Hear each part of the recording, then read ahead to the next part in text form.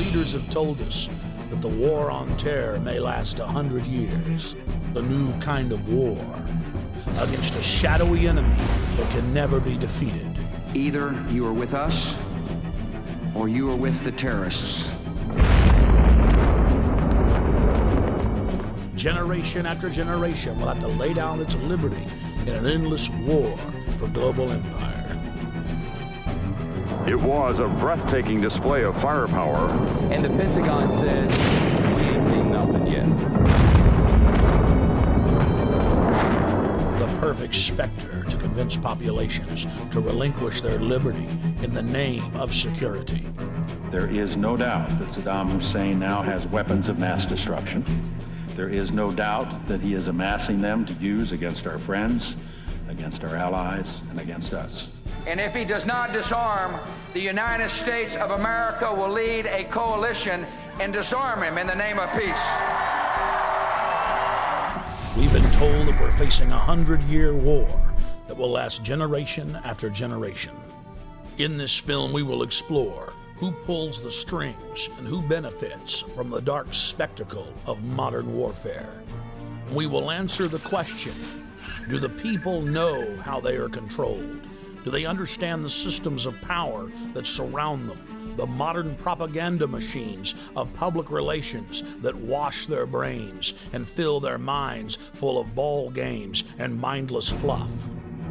Is the population beginning to realize that governments throughout history have used the specter of fear to drive their populations into acquiescing to total tyranny?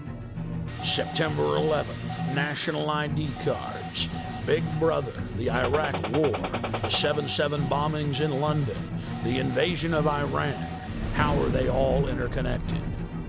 In previous films, we have focused predominantly on September 11th as the foundational event, the pretext for the current geopolitical structure. The smartest thing to do is pull it. And they made that decision to pull, and then we watched the building collapse. National polls show that most Americans and Westerners believe the official story of 9/11 to be a fraud.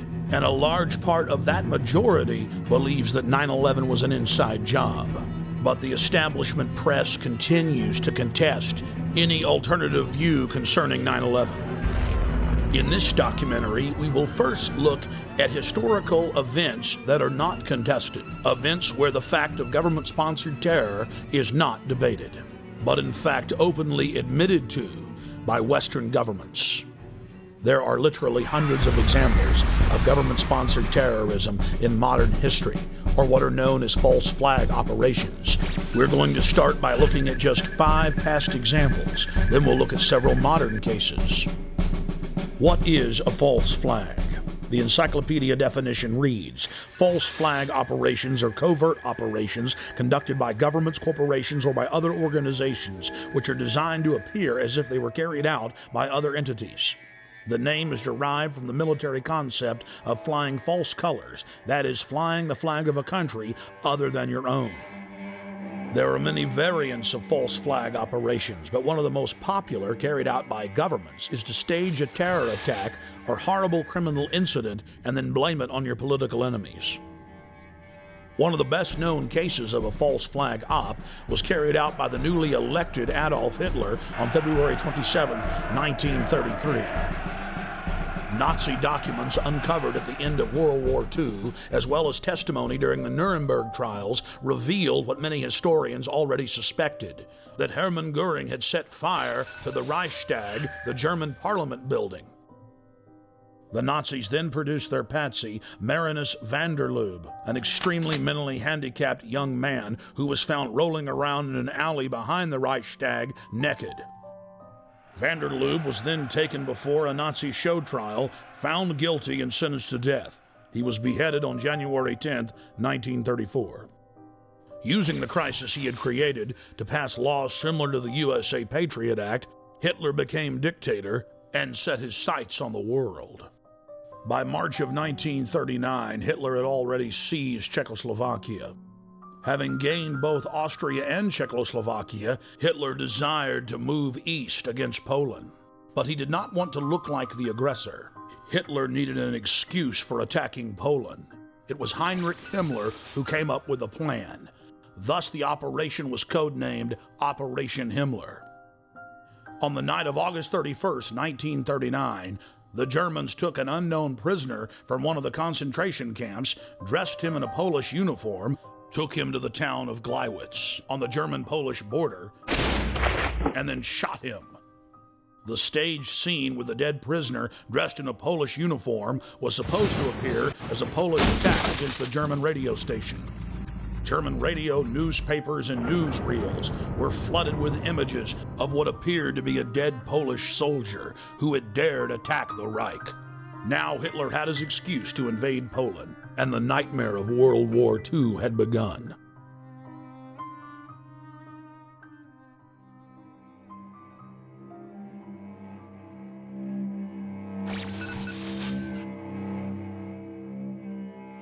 In 1953, the Central Intelligence Agency, working in tandem with MI6, overthrew the democratically elected leader of Iran, Dr. Mohammad Mossadegh. Mossadegh had been educated in the West, was pro-America, and had driven communist forces out of the north of his country shortly after being elected in 1951. Mossadegh then nationalized the oil fields and denied British Petroleum a monopoly. The CIA's own history department at CIA.gov details how U.S. and British intelligence agents carried out terror attacks and then subsequently blamed them on Mossadegh. In the late 1990s, large sections of Operation Ajax were declassified.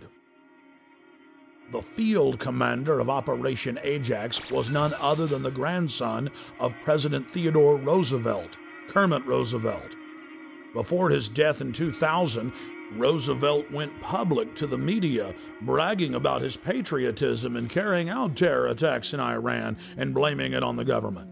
The provocations included propaganda, demonstrations, bribery, agents of influence, and false flag operations. They bombed the home of a prominent religious leader and blamed it on Mossadegh. They attacked mosques, machine gun crowds, and then handed out thousands of handbills claiming that Mossadegh had done it. The handbills read, "Up with Mossadegh, up with communism, down with Allah." Dr. Mohammad Mossadegh was incarcerated for the duration of his life. He fared better than many of his ministers who were executed just days after the successful coup for crimes that MI6 and CIA had committed. The CIA then formed the dreaded Iranian Secret Police, or SAVAK, and a 25-year reign of terror and torture then commenced. The operation was seen by Western intelligence agencies as a huge success. The CIA then successfully used the exact same technique in scores of countries to overthrow elected governments and dictators alike.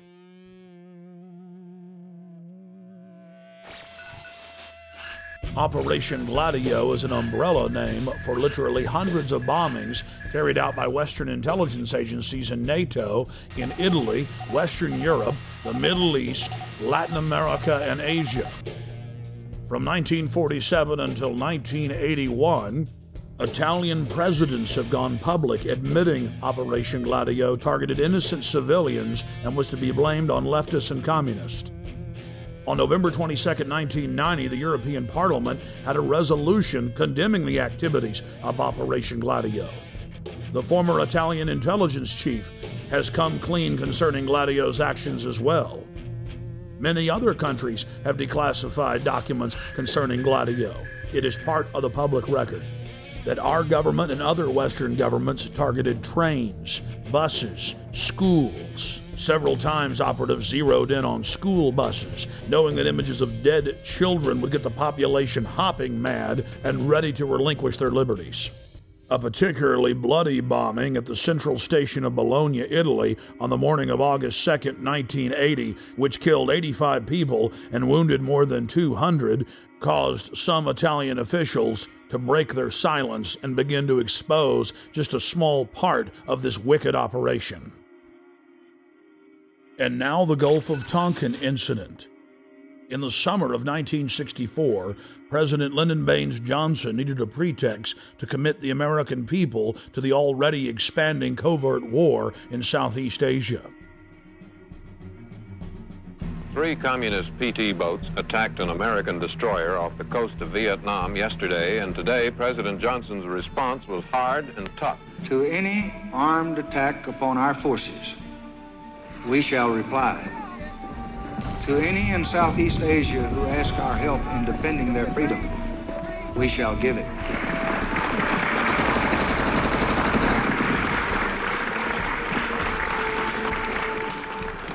In November of 2001, the LBJ Presidential Library and Museum released tapes of phone conversations with the President and then Defense Secretary Robert McNamara, where they openly discussed plans to use the staged Gulf of Tonkin incident as a pretext to expand the war. Then, in late 2005, the National Security Agency declassified its own official history of the Gulf of Tonkin and admitted that intelligence agency officers had deliberately skewed the intelligence and claimed that Vietnamese patrol boats had attacked U.S. destroyers on August 4, 1964, when in reality they had done nothing, even while being fired on by U.S. forces.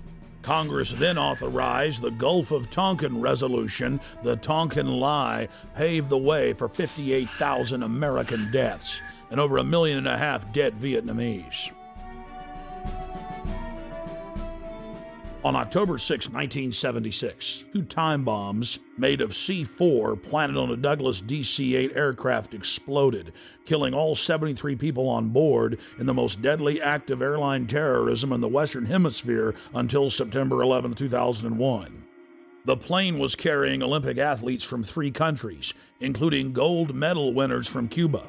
Declassified FBI and CIA documents show that the convicted bombers of the flight had been given U.S. visas just days before the attack, and that they were in the employ of the U.S. government. This had been reported on in respected publications for years, but has now been confirmed by multiple declassifications.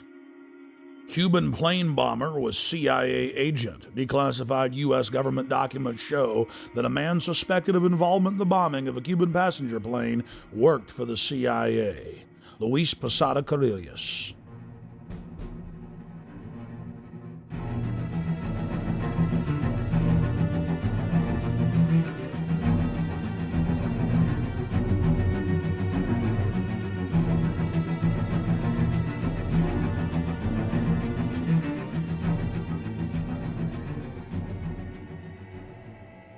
In the early 1960s, the chairman of the Joint Chiefs of Staff, Ella Lemonster, concocted a plan for false flag operations as a pretext to invade Cuba and for war with the Soviet Union.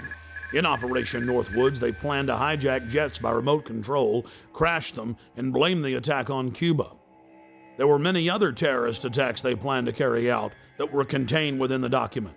One scenario mentioned was the destruction of a U.S. naval vessel that was to be blamed on a foreign power as a pretext for war with any enemy they picked. President Lyndon Baines Johnson went operational with Northwoods on June 8, 1967 during the Six-Day War. During the Six-Day War between Israel and the Arab nations, the USS Liberty was sent by Johnson to collect electronic intelligence in the eastern Mediterranean. The clearly marked U.S. intelligence ship was 14 miles off the coast of Israel in international waters. A short time after the air attack had been completed, the 3 torpedo boats approached us from our starboard quarter at high speed and in an apparent torpedo launch attitude. Israeli surveillance aircraft flew low over the ship and clearly identified it as an American vessel. At 2 p.m. that afternoon, the USS Liberty was attacked by 3 Mirage 3 fighter bombers. From the onset of the attack, the fighter bombers were jamming U.S. signals. Not only were they jamming U.S. signals specifically, they were also unmarked, the only unmarked aircraft in Israel's arsenal. The fighter bombers strafed the ships with their cannons, dropped conventional munitions and napalm on the ship, repeatedly from stem to stern. After the Mirages had done their work, the ship was hit by medium bomber Dassault missiles carrying napalm and other munitions like white phosphorus. The USS Liberty was then attacked by 3 Israeli torpedo boats bearing Israeli flags. The torpedo gunboats opened fire with high-caliber machine guns and launched torpedoes. A single torpedo struck the ship, blowing a hole in both sides, entering the ship and leaving a 30-foot exit hole when it exploded. Then the torpedo boats began strafing life rafts in the water, an international war crime. While all of this was happening, the oversized American flag flew clearly above the ship. The attack on the Liberty went on for hour after hour after hour. During the entire attack, the USS Liberty continually called the Sixth Fleet that was nearby, begging for air support or rescue. 2 aircraft carriers in the Med responded by launching fighter aircraft. Unbelievably, they were recalled by the White House. Rear Admiral Geist, then commanding the carriers in the Sixth Fleet, called Washington personally to confirm the recall order. Secretary of Defense McNamara came on the line, and then President Johnson himself told Geist, "I want that goddamn ship going to the bottom. No help. Recall the wings." Imagine being Admiral Geist begging the president to allow you to defend an American ship that's under attack and being told by him that he wants the ship going to the bottom. Despite the fact that the U.S. carriers withdrew their help, a Russian spy ship appeared and witnessed part of the attack. After 3 hours into the attack, the Israelis withdrew because there were witnesses, allowing the damaged USS Liberty to limp to safety. 40 years after the attack on the USS Liberty, we know exactly what happened. I've interviewed former chairman of the Joint Chiefs of Staff, Admiral Thomas Moorer. I've interviewed the admirals that were on the line who heard what President Johnson said. I've even talked to the head JAG officer of the Navy who was ordered to falsify the reports and cover up what had really happened. One of the Israeli pilots has gone public as well, saying that 3 times he refused over his radio to headquarters to attack the ship, saying clearly that it was an American ship in international waters and an ally. He was ordered under threat of court-martial to engage the ship. In a nutshell, this is what happened. President Johnson had personal control over the ship, parked it in the Mediterranean, made a backroom deal with Israel to attack it with an order to kill all aboard. Then the attack on the ship was to be blamed on Egypt. The U.S. would enter the war and take over the entire Middle East. In the aftermath of the attack on the most highly decorated ship in U.S. history, the captain and his entire crew were told they would spend life in prison or be killed if they told anyone what happened.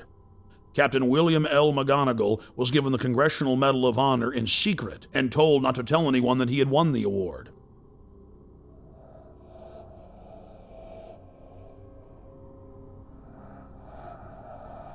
Now that we've looked at a small cross-section of historical examples of government-sponsored terrorism, let's fast forward to the horrific attacks of 7/7 in London. Prime Minister Tony Blair, leader of the Labour Party, was facing an uphill battle in parliamentary elections. National polls showed that his pro-war party was sure to lose. And then right on time, the bombings of 7/7 and 7/21 occurred. Within days of the London bombings, evidence began to emerge indicating Western intelligence agency involvement. I traveled to London from Austin, Texas, to personally investigate.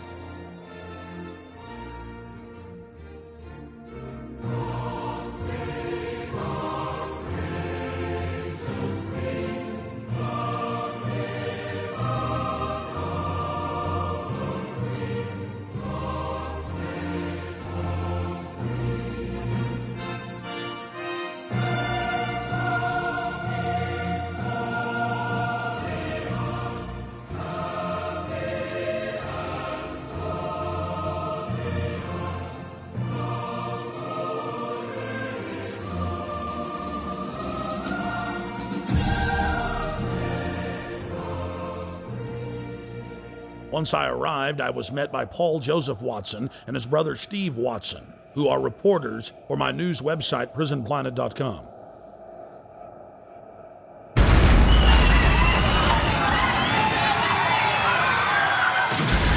To understand the London bombings and who perpetrated them, you first need to look at 3/11/2004, the bombings in Madrid, Spain.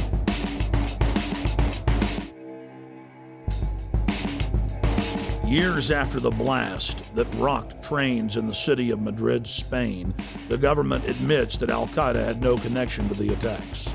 Every one of the supposed bombers had intimate links to the Spanish security services, including the head of their bomb squad. The alleged leader of the bombers, who reportedly gave dynamite to the terrorists, was connected to the Madrid bomb squad. And we see the exact same earmarks, the same MO in the London bombings that we witnessed in Madrid. On the morning of July 7th, 2005, 3 trains and a city bus were ripped to pieces when 4 military-grade explosive devices detonated. At 8:50 a.m., 3 explosive devices simultaneously detonated on 3 separate trains. Within minutes, eyewitnesses were reporting to the press that there had been multiple terror attacks. Despite the fact that 3 train cars were burning wrecks strewn with dead and dying Londoners, Scotland Yard for over an hour and a half claimed that all of the disruptions were simply caused by a power outage in the London Underground. Power surge on the Underground, that's all we heard. The bus was about an hour after the Underground, so that's when I think everybody knew that it wasn't what it was, you know. I think it was just an excuse, power surge, whatever. Why would they say that though, knowing it wasn't? Trying to cover up probably, you know what I mean? So there wasn't no panic and everybody sort of like just get on with everything, you know, so. Then mysteriously, 50 minutes into the attack, the London Police Department orders the number 30 Hackney to Marble Arch bus to leave its normal route and to park at the corner of Woburn Square and Tavistock Place. At 9:47, a 4th bomb detonates, killing 13 civilians and injuring many others. Note, out of several hundred buses in service that morning, it's the only bus that the police take special control of and direct to Tavistock Square. I've been walking up and down this road, looking at the bus stops for a number 30. The bus stops have all the numbers of the buses on them individually. There's no number 30 on any of the bus stops. That's because the number 30 bus was specifically rerouted here on that day. To simplify it, there's no bus stop here. There's no number 30 bus stop here, no. Well, that was in the news, that it was specifically diverted here. They admitted that the number 30 bus was the only bus that was directed to a different area of the city. For what reason, nobody knows, but they admit that. So it's very strange that for no reason it would come down this road when it was bombed. Remember, while all this is happening, the police are on radio and TV telling everyone that it's just a power failure, an outage. Meanwhile, commuters on the bus were listening to other radio reports where eyewitnesses were reporting explosions. The supposed bomber on the bus with the rucksack became panicked and began looking in his rucksack in what witnesses said was a confused and frightened manner. Weeks later, police detectives investigating the case said that all 4 of the bombers on the 3 trains and the bus didn't fit the MO, the modus operandi of bombers. They bought 2-way tickets. They'd played games of cricket the night before. They had good jobs and happy families. One of the alleged bombers was caught by surveillance camera arguing with the ticket clerk about the price of his pass. After Scotland Yard detectives had a chance to talk to some of the eyewitnesses from the bus and the trains, they stated clearly on the record that they believed that the bombers did not know that they had explosives in their backpacks. This was only one of many huge developments in the case that only received bare mentions in the back of the newspaper. The July 29th edition of Fox News Channel's Dayside program revealed that the so-called mastermind of the 7/7 bombings, Harun Rashid Aswad, is a British intelligence asset. Former Justice Department prosecutor and FBI terror expert John Loftus exposed the fact that Aswad was being protected by MI6 and was clearly under their control. Aswad is believed to be the mastermind of all the bombings in London. On the 7/7 and 7/21, this is the guy, we think. This is the guy, and what's really embarrassing is that the entire British police are out chasing him, and one wing of the British government, MI6, or the British Secret Service, has been hiding him. And this has been a real source of contention between CIA, Hold on, John. Justice Department, and Britain. MI6 has been hiding him. Are you saying that he has been working for them? Oh, I'm not saying it. This is what the Muslim sheikh said in an interview in a British newspaper back in 2001. So he's a double agent, or what? He's a double agent. So he's working for the Brits to try to give them information about Al-Qaeda, but in reality, he's still an Al-Qaeda operative. Yeah. The CIA and the Israelis all accused MI6 of letting all these terrorists live in London. Now, we knew about this guy Aswat. Back in 1999, he came to America.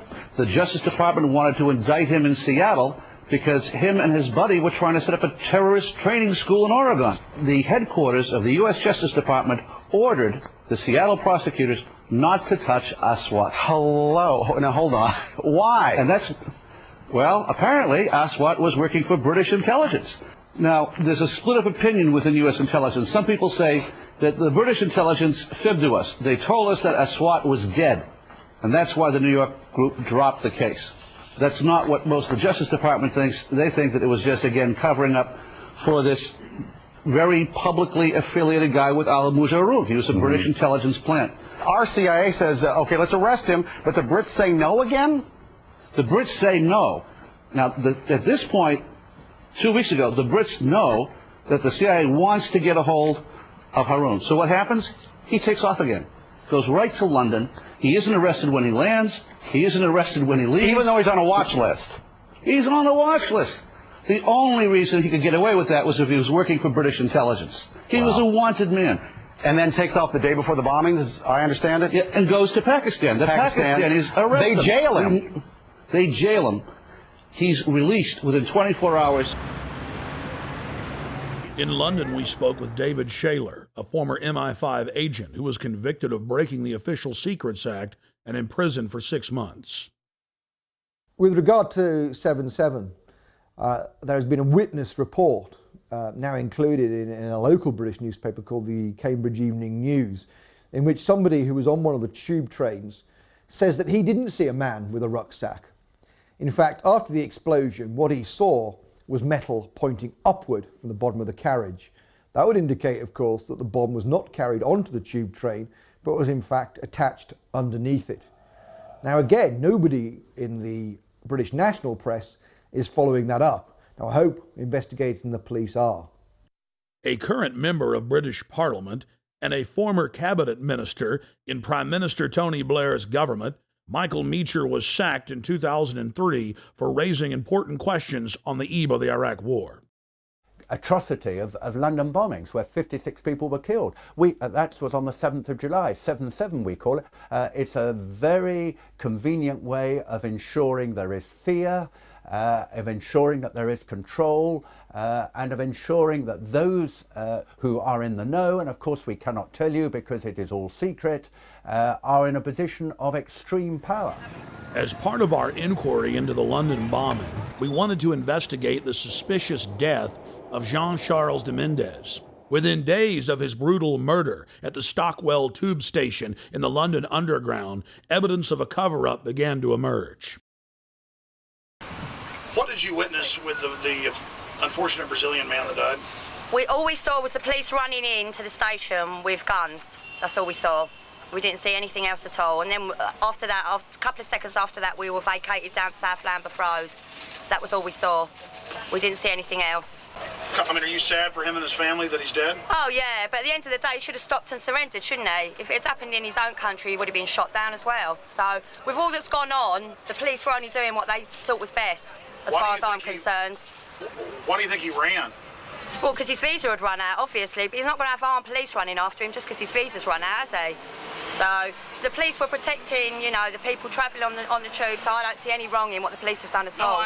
I understand your view on that. Why do you think they shot him 8 times in the head? Oh, I don't know. It's a lot of times to shoot him. It is a lot of times to shoot him. How many times did you hear they shot him? 5 at first. 5, and then, no, 3 first, then 5, then it went up to 8. So... And the police admit they tackled him and then shot him. Well, they told him to surrender, didn't they? They told him to stop, and he didn't. He carried on running, so... You know, what else could they have done, as far as I'm concerned? 007, huh? 007. License to kill. Yeah. I still believe that there should be a shoot-to-kill policy. I still believe, personally, but that's my views, you know. I think people should give up their liberty for freedom. All right. London police were later forced to admit that Mr. Jimenez never ran from them, wasn't wearing a heavy coat, and that a special army unit had killed him execution style with over 10 shots to the head at point-blank range. The British government was so desperate to keep the details of the shooting secret that they went so far as to arrest an ITN television journalist who had simply gotten a copy of what would normally be a public police report. Government whistleblowers and police have also been suspended and arrested for telling the truth. We had our details taken and were threatened with arrest simply for asking questions of locals outside the Stockwell station and videotaping police. Where are you based? Austin, Texas.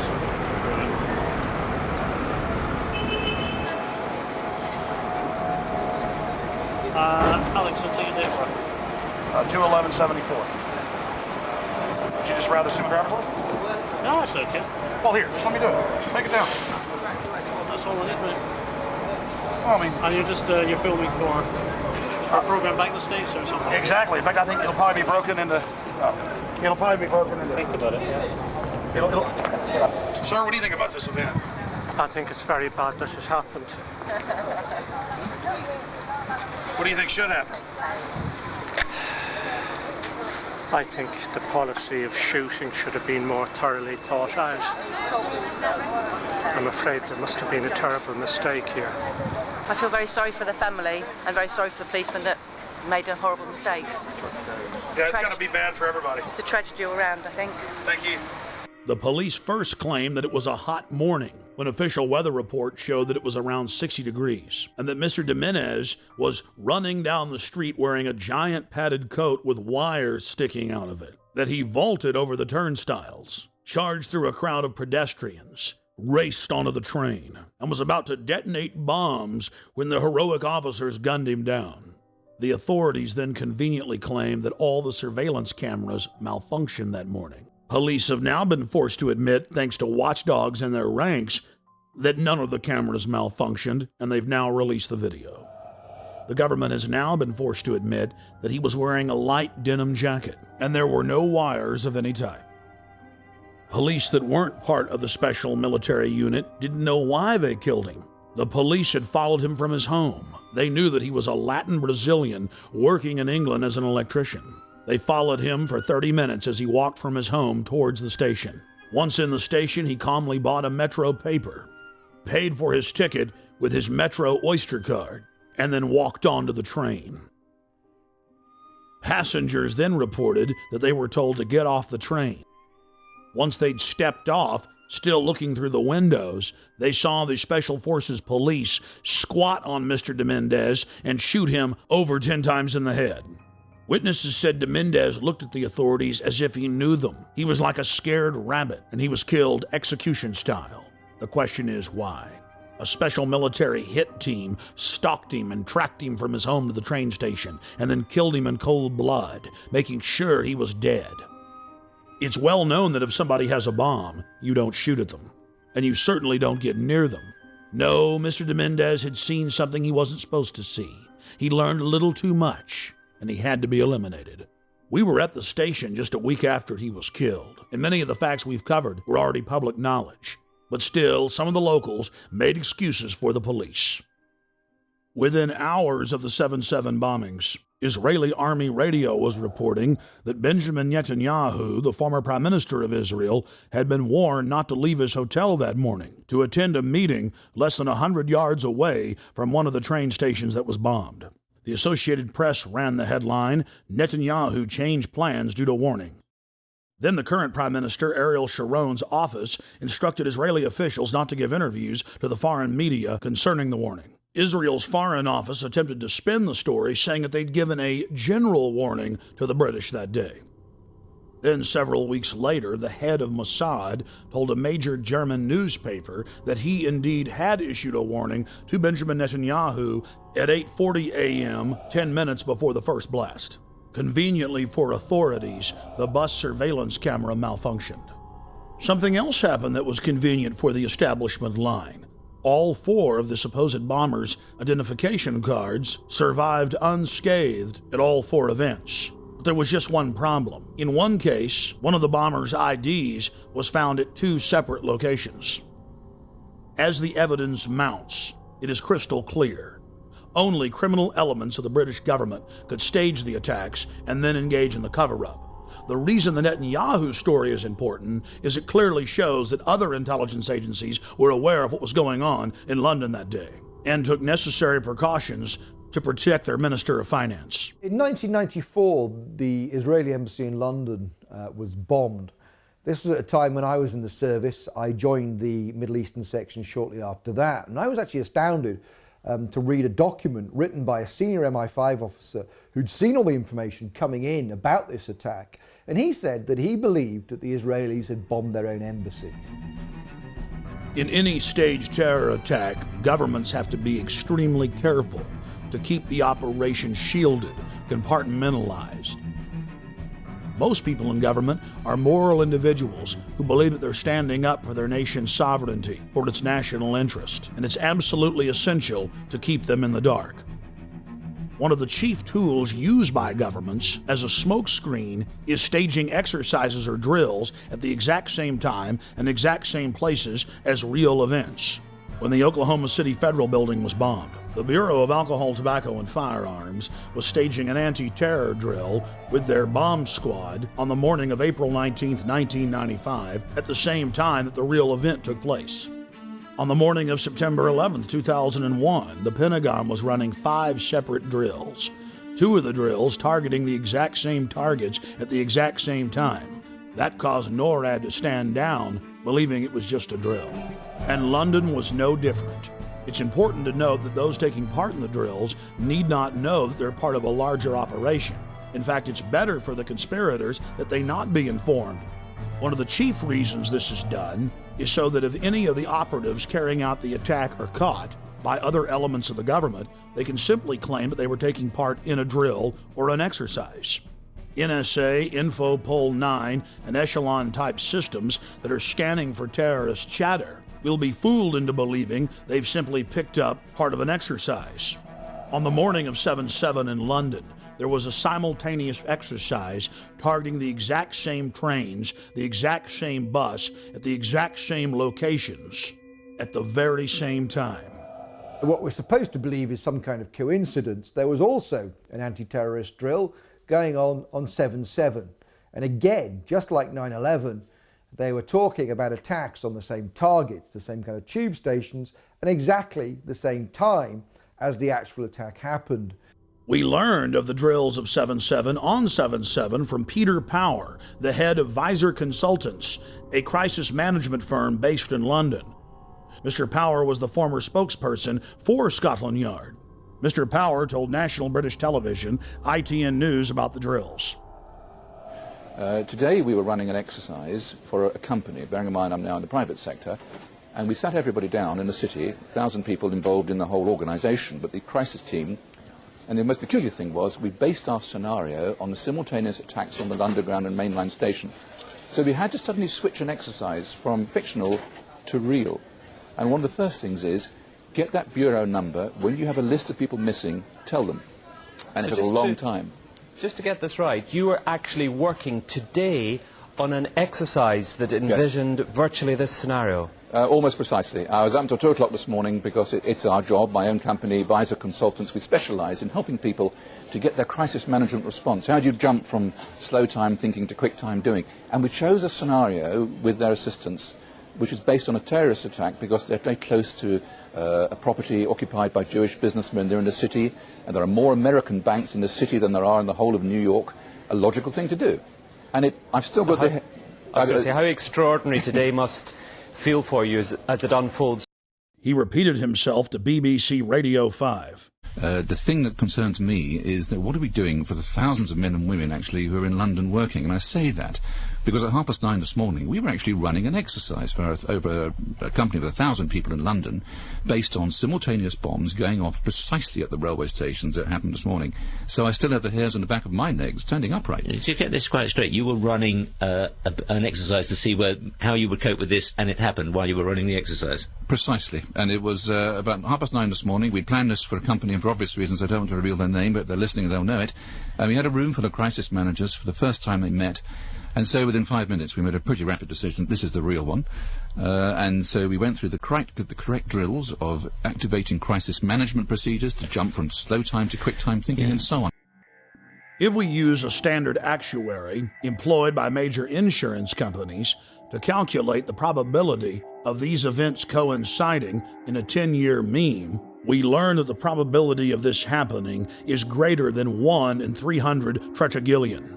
To put that in perspective, that's a number with 41 zeros behind it. That is trillions and trillions and trillions and trillions and still more trillions times greater than all the grains of sand in all the world. To put that number in perspective, it has 41 zeros. Scientists using supercomputers have estimated that the Earth has over 7 quintillion grains of sand. A quintillion has 18 zeros. It would appear as some way of stopping the response of the emergency services or providing some kind of cover for what must be operations orchestrated in some way by the state. The evidence is overwhelming. All the telltale signs are there of government-sponsored terror. Only the British government had the know-how to carry out the attacks and to control the situation before and after the bombings. And of course, there's all the other admitted cases where the British government has hired terrorists to carry out assassinations or carried out bombings in their own country as a pretext for political control. And then, of course, there's qui bono, Latin for who benefits, who stands to gain. In the weeks leading up to 7/7, Tony Blair's poll numbers had fallen to the lowest point in his 7-year administration. His Labour Party was sure to lose the parliamentary elections. Support for the war was dismal. Despite the bombings, which did improve his approval ratings and support for the war, he was still only barely able to maintain control over the British House of Commons. In the wake of the bombings, Tony Blair's administration descended on the British people with a raft of tyrannical legislation, attacking the press, freedom of assembly, and setting up the conditions needed for a martial law takeover of the nation through the Civil Contingencies Act. And of course, the bombings took place while world leaders were meeting in Scotland, so Bush and Blair could grandstand and blame the whole thing on Iraq, legitimizing their war. Despite the fact that the G8 World Summit was coming to England on July 7th, the British government lowered the terror threat on the London Underground in early June and conveniently lowered security. We were told that we invaded Iraq to bring the nation freedom, but Pentagon documents show their real plan was to balkanize the nation into 3 or 4 sections and foment endless sectarian civil war. The true objective was to ensure that the nation remained in turmoil as a pretext to build permanent military bases, as well as delivering long-term profits to defense contractors. Think about it. Do defense contractors make more money if they were just in Iraq a year? Or now the projected decade? United States, British, and Israeli forces have all been caught repeatedly carrying out staged terror attacks in Iraq in an attempt to keep the war going. In the interest of time, we'll look at just one example. In late September of 2005, in the British-controlled city of Basra, 2 British Special Forces SAS commandos attacked a group of police at a checkpoint, killing one and injuring another. When they were finally subdued and brought into custody, their car was filled with plastic explosives, automatic weapons, rocket-propelled grenades, and other bomb-making materials. Why would members of Britain's most elite fighting force, the Special Air Services, be dressed up like Arabs out shooting police with a car full of plastic explosives in a city that had been racked by sectarian violence? The governor of Basra in Iraq ordered that the British soldiers be held for trial for the murder they'd committed. Within hours of their incarceration, dozens of British tanks and hundreds of soldiers assaulted the main police station in Basra, killing jail guards and police in the process to free the 2 commandos. Over 150 prisoners escaped, and the controlled mainstream media reported on the incident as if it was no big deal. We cannot wait for the final proof. The smoking gun. It could come in the form of a mushroom cloud. The United States knows that Iraq has weapons of mass destruction. Saddam Hussein already possesses 2 out of the 3 key components needed to build a nuclear bomb. In early February of 2006, members of the British government leaked documents that the White House admits are authentic. Known as the White House Memo, it is the minutes of a pre-war meeting between Prime Minister Tony Blair and George Bush in the Oval Office. The minutes contain the discussion of a classic false flag operation, where Bush tried to lure Saddam into war using UN aircraft. Mr. Bush told Tony Blair of the extraordinary plan during a meeting in the White House on January 31, 2003, 6 weeks before the war started, the Times of London reported. The Times reads, President Bush had plans to lure Saddam Hussein into war by flying an aircraft over Iraq painted in UN colors in a hope he would shoot it down. The memo also contained details of President Bush's plan to have defectors claim they had seen weapons of mass destruction that didn't exist. Well, it is perfectly true that we now know that the evidence, both in the United States and in Britain, which was put before the people, turns out to be wrong. It was known to be wrong. It was fed to Parliament. It was fed to Congress in order to get the necessary support. But we don't want the smoking gun to be a mushroom cloud. When Congress threatened to block the reauthorization and expansion of the USA Patriot Act in 2006, President Bush announced that he would still enforce the law even if it was not a law. That, by its definition, is dictatorship. When President Bush was caught secretly paying off reporters and newspapers and television stations across the country to the tune of $1.6 billion in 2 years, the Governmental Accounting Office declared it illegal. Every single action by itself was a felony, and there were tens of thousands of instances. President Bush simply said that he was above the law, and it didn't matter if Congress said it was illegal, he was going to continue the practice. When a leader declares themselves above the law, you are living in an official dictatorship. We have found out from our time in the services that there are certain people in the press who work as agents of influence of the intelligence services. In Britain, it's very easy to reward people with privileges, with contracts, with honours, with appointments to the House of Lords, with knighthoods and so on. So no money has to change hands, but those people know very clearly that they have a job to put out propaganda on behalf of the services. Now, I have no problem, of course, with the services arguing their case in the media, but if they're going to do that, like anybody else, they should declare where they come from and why they're stating that point of view. Fortunately, as a result of our book, Spies, Lies and Whistleblowers, one of the prominent agents of influence, in fact, two prominent agents of influence, Dominic Lawson and Con Coughlin, who both work for the Sunday Telegraph, have had to resign. Because, of course, once you're exposed as an agent of influence, you can no longer do that job because people just simply say, well, he's saying that because he's working to an MI6 brief.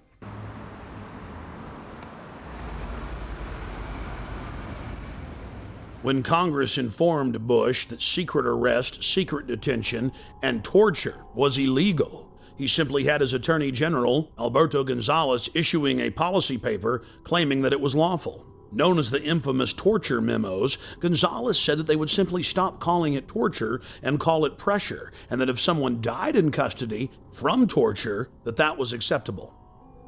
But White House counsel John Yoo went even further. In memos that he wrote for the president that were used by the military as their authority to engage in torture, he stated that they could even torture small children in front of their parents, in some cases sexually. And in another shocking turn, President Bush has taken to signing pieces of legislation that haven't even passed the Congress. President Bush was also caught engaging in warrantless searches using the National Security Agency to spy on the American people. Bush claimed that he had executive authority to ignore any federal law he wished. The 1878 Posse Comitatus law bars the military from engaging in law enforcement activities against the American people. Bush was caught using the Defense Intelligence Agency, a branch of the Pentagon, to spy on peaceful anti-war activists. He again claimed that he was above the law. Bush then claimed that the Constitution gave him the right to spy on the American people. Of course, the Constitution and Bill of Rights says the exact opposite. In the midst of the scandal, the retiring head of the National Security Agency went before the National Press Club and informed everyone that there was no need of a warrant in America. He chastised a reporter who claimed that you needed probable cause to search someone. He said all that was needed was that it be, quote, reasonable, and the government would decide what was reasonable. My understanding is that the Fourth Amendment of the Constitution specifies that you must have probable cause to be able to do a search that does not violate an American's right against unlawful searches and seizures. Actually, the Fourth Amendment actually protects all of us against unreasonable search and seizure. But that's what it says. The measure is probable cause, I believe. The amendment says unreasonable search and seizure. But does it not say probable? No. The court standard, the legal standard, search and seizure. the legal standard is probable cause. General, you used the terms just a few minutes ago. We reasonably believe, and a FISA court, my understanding is, would not give you a warrant if you went before them and say, we reasonably believe. You have to go to the FISA court, or the Attorney General has to go to the FISA court and say, we have probable cause. And so what many people believe, and I'd like you to respond to this, is that what you've actually done is crafted a detour around the FISA court by creating a new standard of reasonably believe in place of probable cause, because the FISA court will not give you a warrant based on reasonable belief. You have to show probable cause. Could you respond to that, please? Sure. I didn't craft the authorization. I am responding to a lawful order. All right. The Attorney General has averred to the lawfulness of the order. I will now read the Fourth Amendment in its entirety. The right of the people to be secure in their persons, houses, papers, and effects against unreasonable searches and seizures shall not be violated, and no warrant shall be issued but upon probable cause, supported by oath or affirmation, particularly describing the place to be searched and the persons or things to be seized. Notice the Fourth Amendment clearly states no warrant shall be issued but upon probable cause, and that must be supported by an oath or affirmation, and particularly describing the place to be searched and the persons or things to be seized. That is the definition of reasonable. Reasonable is having a witness and having probable cause, and specifically knowing what has been done that is wrong and against the law that you're searching for, not just, oh, we say we're being reasonable. The National Security Agency director clearly knew what he was doing. He knows that 99% of Americans have no idea what the Fourth Amendment actually says. So he claims that it's okay for them to spy on us without a warrant, counting on us being ignorant. That ignorance needs to end. Or maybe he's looking at a Fourth Amendment that the rest of us haven't seen. Several years into the occupation of Iraq, President Bush told the world that they had freedom of the press. Now it's been revealed that if you write one story critical of the occupational government, you are instantly arrested and sentenced on average to 30 years in prison. In some cases, reporters are simply executed or tortured. Then it came out that the Pentagon was covertly controlling almost every major newspaper in Iraq, and that PR firms were writing most of the stories in the United States. But it's not just going on in Iraq. Billions and billions of dollars a year are spent paying off reporters, planting fake news stories, and producing fake newscasts. The military calls this InfoWars, seizing the mind of the enemy, and they are treating the American people like an enemy.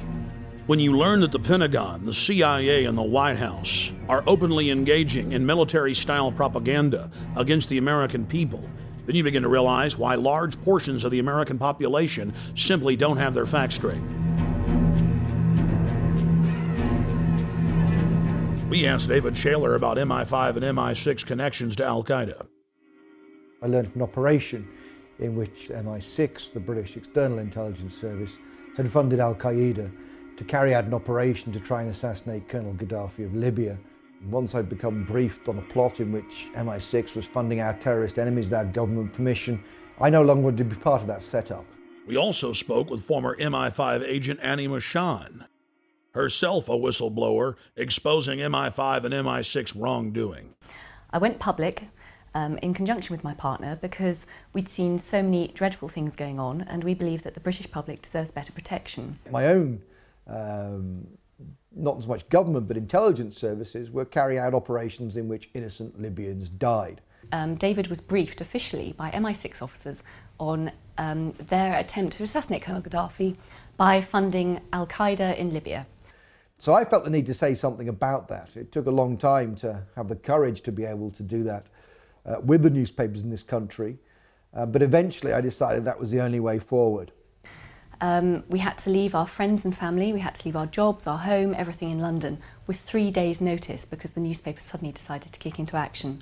I lived in exile for 3 years. In fact, when I actually tried to use a legal route to alert the British government about MI6 funding Al-Qaeda, I was the one thrown in prison.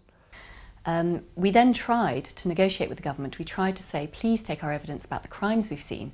The government refused then, and to this day, 8 years on, they are still refusing to take David's evidence and my evidence about crimes committed by our intelligence agencies. We have sources who have told the press, sources in America from the State Department and the CIA have confirmed that payments were made to a group in Libya that was associated with Osama bin Laden. A document actually appeared on the internet which predates the attack and describes exactly the modus operandi, the way of carrying out the attack, the timing of the attack, the people involved, the Islamic extremists and so on, that I described when I went on the record. As a result of the attacks on 7/7, the British people seem much more complacent and will allow the state to infringe their liberties in a way that they wouldn't allow them to do otherwise. While in London, I learned that Parliament had just passed a law that would ban any type of free speech within several miles around the British Parliament building. Blair's approval ratings go up when there is an event. Bush's approval ratings go up when there is an event. What, quote, Muslim extremists in their right mind would carry out an operation that would empower the New World Order global empire whose epicenter is London and New York and D.C.? Why would anybody put up with this? My friends, never give up your liberty. Stand up against tyranny. Learn the truth and find out who has the motive. Find out who has the motive to scare you into submission, to intimidate you, to bully you, into accepting their wars of global war and empire and genocide. At a time like this, I think people are prepared to give up a little bit of their liberty, aren't they? Just a bit. I mean, yeah, it's okay. I mean, if you've got nothing to hide, it's not really a problem, is it? I think we should be just a bit firmer on what we've allowed here. I think we've been too democratic and we've been too soft.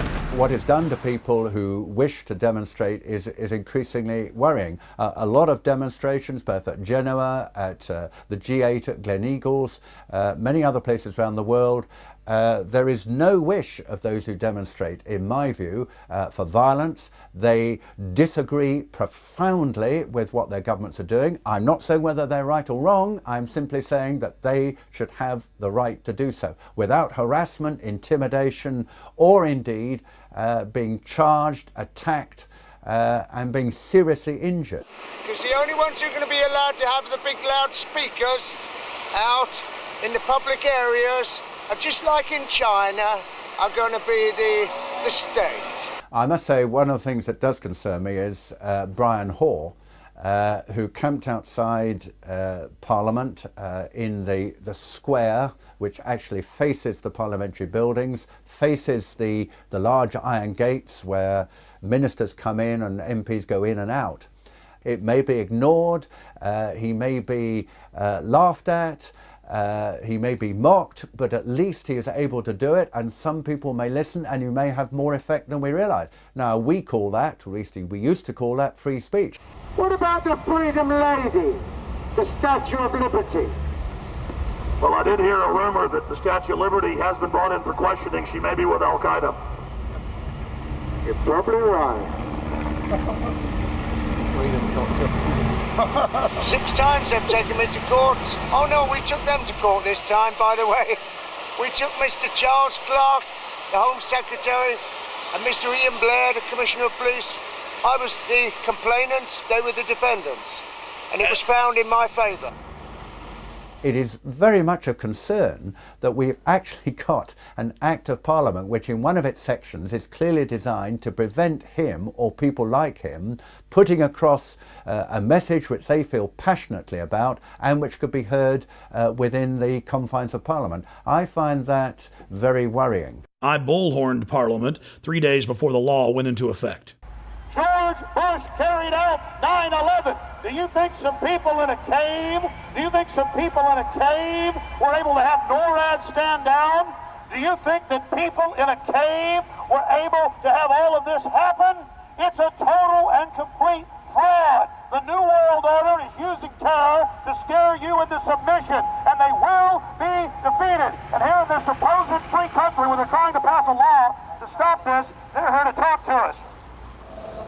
I witnessed local activists bullhorning Parliament, and the local police didn't have a problem with that. But as soon as I got on the bullhorn and began talking about pertinent issues, they became very upset and enrolled me into some type of troublemaker database. You've got to understand that governments stand to gain from terror, to scare you into submission, to attack. Dick Cheney, in September of 2000, openly wrote a document called Rebuilding America's Defenses. And he said, we need a Pearl Harbor event. The U.S. government wants to carry out terror attacks to blame it on their enemies. 9/11 was a self-inflicted wound. 9/11 was an inside job. It was orchestrated. It was engineered by the globalists. A few weeks after returning to the United States, I then read in the newspapers in horror that I had indeed been enrolled in a terrorist database. The identity cards, the compulsory identity cards that have been proposed for the first time in our history, around about 80% of the British people oppose the introduction of these cards. And it's not just cards, it's the databases that go behind that allows the state to access private information and so on. And yet as a result of 7/7, it seems that these things will be steamrolled through our Parliament. Wherever we look at the moment, there are assaults on civil liberties as a result, of course, of the so-called war on terror.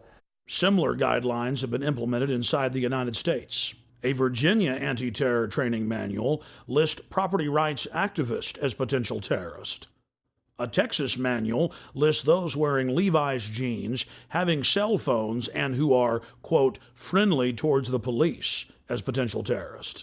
In Arizona, they list those that make frequent references to the U.S. Constitution as potential terrorists. All of these guidelines have been produced by the federal government and distributed at the state level. The federal government itself has told police to be on the lookout for drivers who have road almanacs or driver atlases. All across the planet, governments are restricting free speech and setting up so-called free speech zones to stop their populations from demonstrating. Months later, Paul and Steve Watson came to Texas and joined me live on my radio broadcast to discuss the aftermath of the London bombings. We are joined in studio by Steve Watson and Paul Watson. Guys, you've been in the United States now for about 7 days. How have you liked it? It's been pretty good so far. Obviously, it's all Western culture, so it's pretty similar. But when we were in London, I mean, there were so many facets to it. But what was it like to have the police march up to you and tell you to turn your camera off when you were just on a public street interviewing people? Well, I mean, the fear-mongering at the time, we were there right after the bombings, 3 weeks after the first bombings, I believe, but then there was the second failed attempt. So the state of panic was still quite high, even though Londoners basically were apathetic to the attack. They just got on with their lives. They weren't really buying the government propaganda on it. We had case after case where we'd be out on the street doing interviews with people, and we'd be showing the video cameras, and there were people working right there at the Hard Rock Cafe. And I'm like, look at these cameras. They're everywhere. They're in plain view. And the manager comes out and goes, you know, thanks for showing me that. I've never noticed those. What's your name, sir? Charlie. I'm Alex. Nice to meet you, Charlie. Alex, how you doing? Good. What do you think of the new symbol of the United Kingdom is going to switch from the Union Jack to the black surveillance camera? Well, you know, there's plenty going on in London, so they need the surveillance cameras everywhere. But, I mean, it's going to be the new national symbol, or of course I'm being sarcastic, but really it has become the national symbol. 4+ million surveillance cameras in the great city of London alone. To say about it. You know, I don't even see them there. You don't see them? They don't exist? No. 4 million in the city. That's the first time I've even noticed they're there, and I've been working here a year. Out of sight, out of mind, huh? That's it. That's kind of Orwellian, though. You seem like a smart guy, but did you know only the smartest people in the inner party know how to engage in doublethink and doublespeak, where you don't even notice the cameras that are there? In fact, if you say they're not there, they're not there. Here, together, let's say they don't exist. All right, they don't exist. 2 + 2 = 5, hey. Hey, you could get an inner party membership. All right, I'm into it. I mean, that was actual doublethink. Steve, Paul, you want to comment on that? Well, let me read a quote from Orwell from from 1984. Doublethink is an unending series of victories over your own memory, reality control. To know and not to know, to be conscious of complete truthfulness while telling carefully constructed lies, to hold simultaneously two opinions which cancelled out knowing them to be completely contradictory and believing in both of them, to use logic against logic to repudiate morality while laying claim to it. And this is exactly what we saw over and over again in London. You've got a nest of, 6 or 7 cameras, and people are out there saying they've never noticed them. It's like, it's a survival mechanism to deny reality, but at the end of the day, it's not even a survival mechanism, it's quite dangerous. We were asking the attitudes of taxi drivers about the bombings. They were all quite ambiguous. They kind of believed the government line at that point. Do you ever wonder who's really behind it? Well, I've heard there's people who think that other governments are behind it. You know, British governments, American governments, people have said that. Oh, really? You heard that some people think it's the government? Yeah, I've heard that. Really? How popular is that view? Pretty unpopular, I would have thought. It is straight out of George Orwell's 1984. This poor woman thinks that if you give up your liberty, you supposedly get freedom. Yeah, well, we went to Stockwell Tube Station where they shot the Brazilian man. We basically noticed this woman who was working on the fruit stall. She'd been interviewed on the BBC, I'd seen her on there, so we went over to interview her. We were talking to her, and Alex asked her if she would sacrifice liberty for security. And she came back with, yes, I'll sacrifice liberty for freedom. I think people should give up their liberty for freedom. Liberty and freedom are the same thing.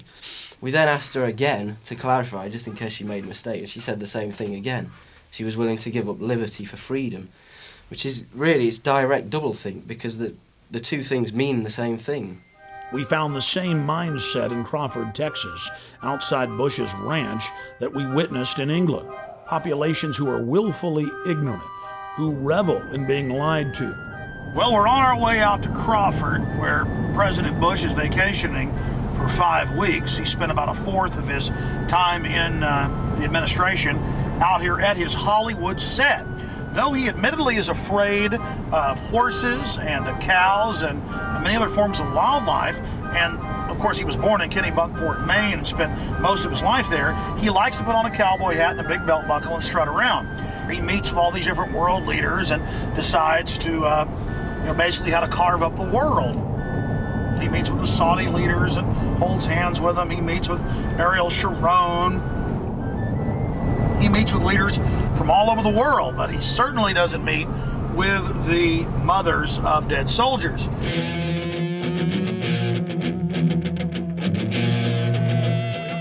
They don't have any skin in the game, so it's easy for them to say, let's keep our troops over there, let's complete the mission, even though we don't even know what the mission is.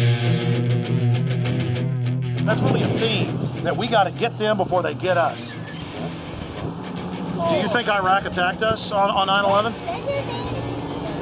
Maybe not Iraq itself, but the belief in the cause that those people have is, yeah, absolutely.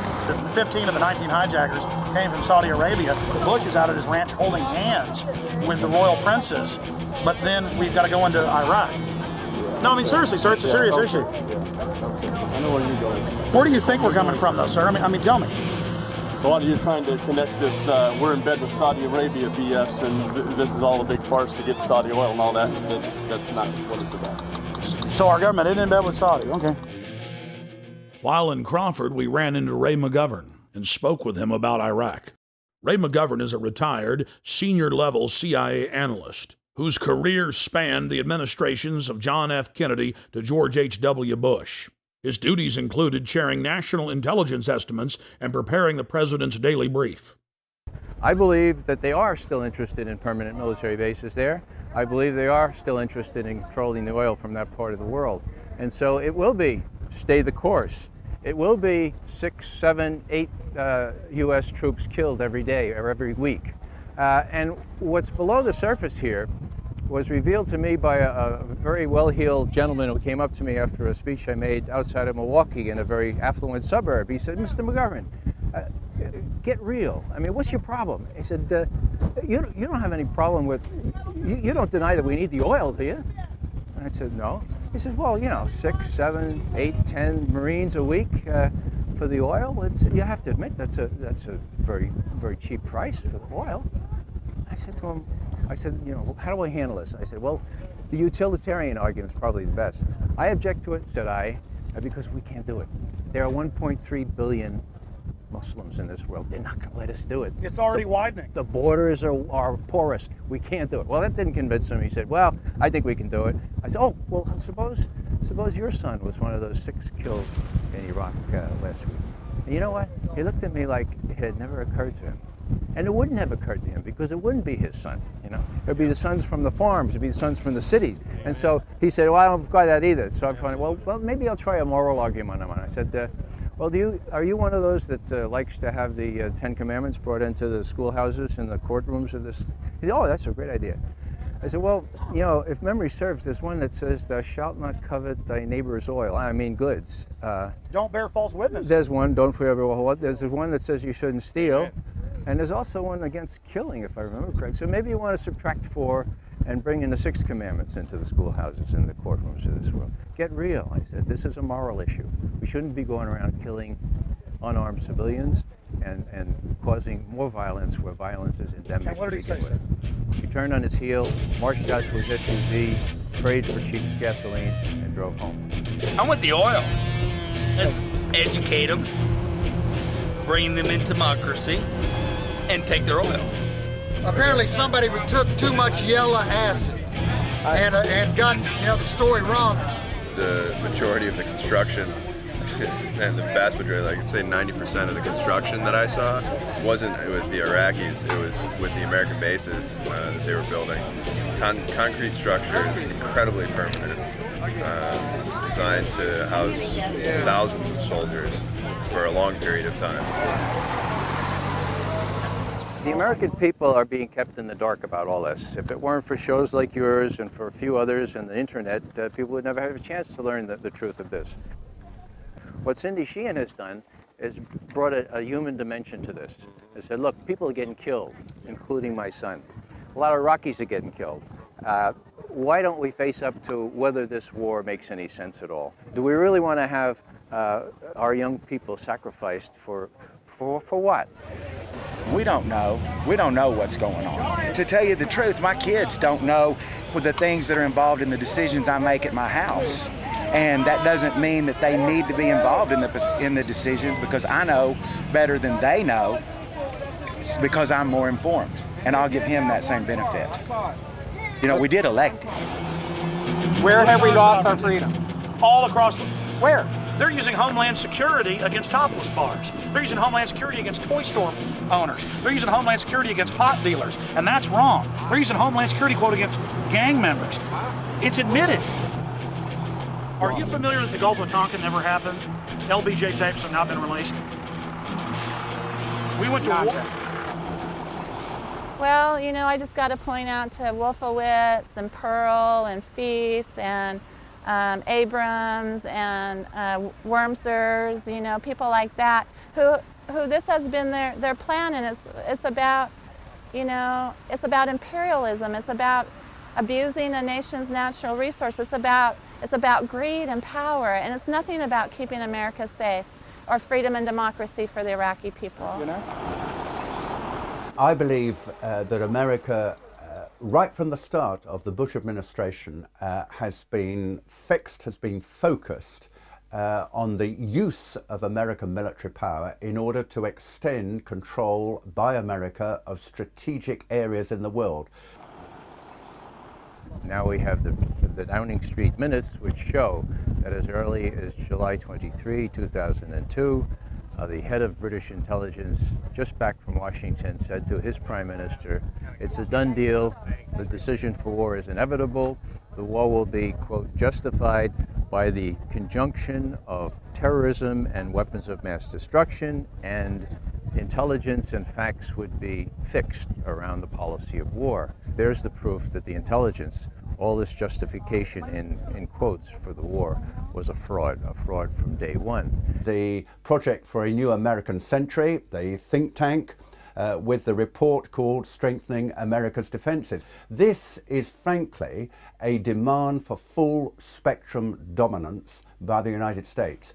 I think the most chilling aspect of the Project for a New American Century document is this kind of transformation of our foreign policy, this kind of strengthening of America's defenses is a revolutionary change and is not going to come, it's not going to happen at all quickly, absent a new catalyst of massive proportions, for example, a new Pearl Harbor.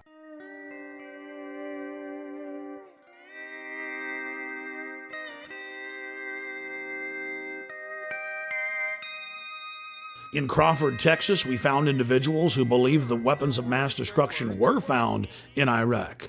No weapons of mass destruction were found. Are you kidding me? Do you buy that? Yes. Of course there were mass. Of course there were. David, there were. This guy would make a great citizen in George Orwell's fictitious 1984. If we took them all away, does that still mean that if he had the capability, would he still? See, that's in the mind. Well, she's got an ad on TV that said he lied, my son died. You know, he hasn't lied to nobody. What did George Bush lie about? He said he was going to protect this country. Weapons of mass destructions. That no matter what it took to keep the enemy out of our backyards. He never said there weren't going to be nobody killed. That's war. I think they're saying that Bush lied about WMDs, not about troops were going to die. But did he though? Those weapons were there. The authoritarian powers of the state, which are available to government, is very dangerous. And I think we live in a state, we live in states, both the United States and the UK, where the powers to question, to call in evidence, to demand explanation, to hold to account those who are in control are gradually systematically being weakened. This is very dangerous in a democracy.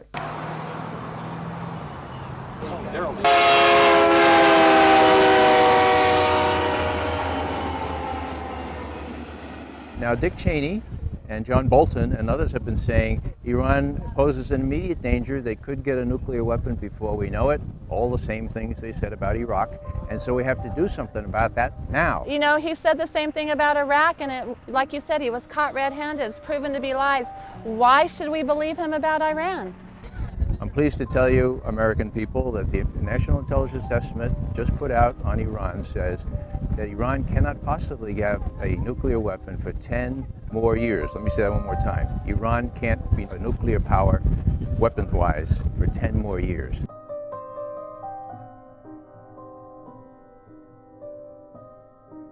We have to look at whether our governments are creating enemies so that they can justify what they do.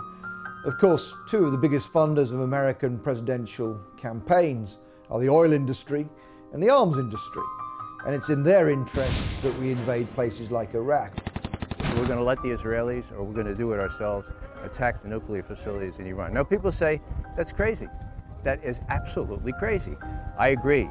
The problem is, folks, the people running our policy toward Iraq and Iran were widely known in the 1980s when I was briefing the Vice President and others as the crazies, okay? The crazies. You come in on Monday morning and somebody would say, guess what the crazies did late Friday night? And you'd know exactly who the reference was. It was to Wolfowitz, it was to Pearl. So all the same folks, some of them who have deserted the sinking ship like proverbial rats, okay? But it was Feith, Wolfowitz, and the rest of them. They were the crazies. There's a lot of other people that are have a dissenting opinion about this war, and has another view of this war other than Cindy Sheehan, and other people have lost sons in this war and daughters. She needs to really go home and do this little protest some other way besides trying to make things sound like she's the only voice of America. 3 weeks later, this gentleman and many others got their wish. Free speech was banned for hundreds of square miles around Bush's Crawford Ranch. Now you can only protest on private property or designated free speech zones where no one can even see your protest. Look, tourist stuff's popped up here now. Let freedom ring. We decided to cap off our day in Crawford by traveling down the public highway to where the Secret Service had blocked off the public road 2 miles before the entrance to Bush's ranch. We were promptly told, as if America is now a third world police state, to get out of there, despite the fact that we were credentialed press.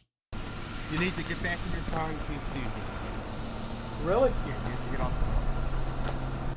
Oh, we're off the road, okay. Or is it all right to stand over here? Past your cars where you can stand. Oh, but the barricades are here. So let me get this straight. You believe that the U.S. government crashed those airplanes into the World Trade Center? Yes, the evidence shows it. You're full of Take a hike. The whole point about 9/11 is that it gave a pretext for a preconceived plan. That plan is in the PNAC document, which precedes 9/11 by almost a year. It became clear to us that the administration was using the corruption of intelligence to justify a war that need not happen.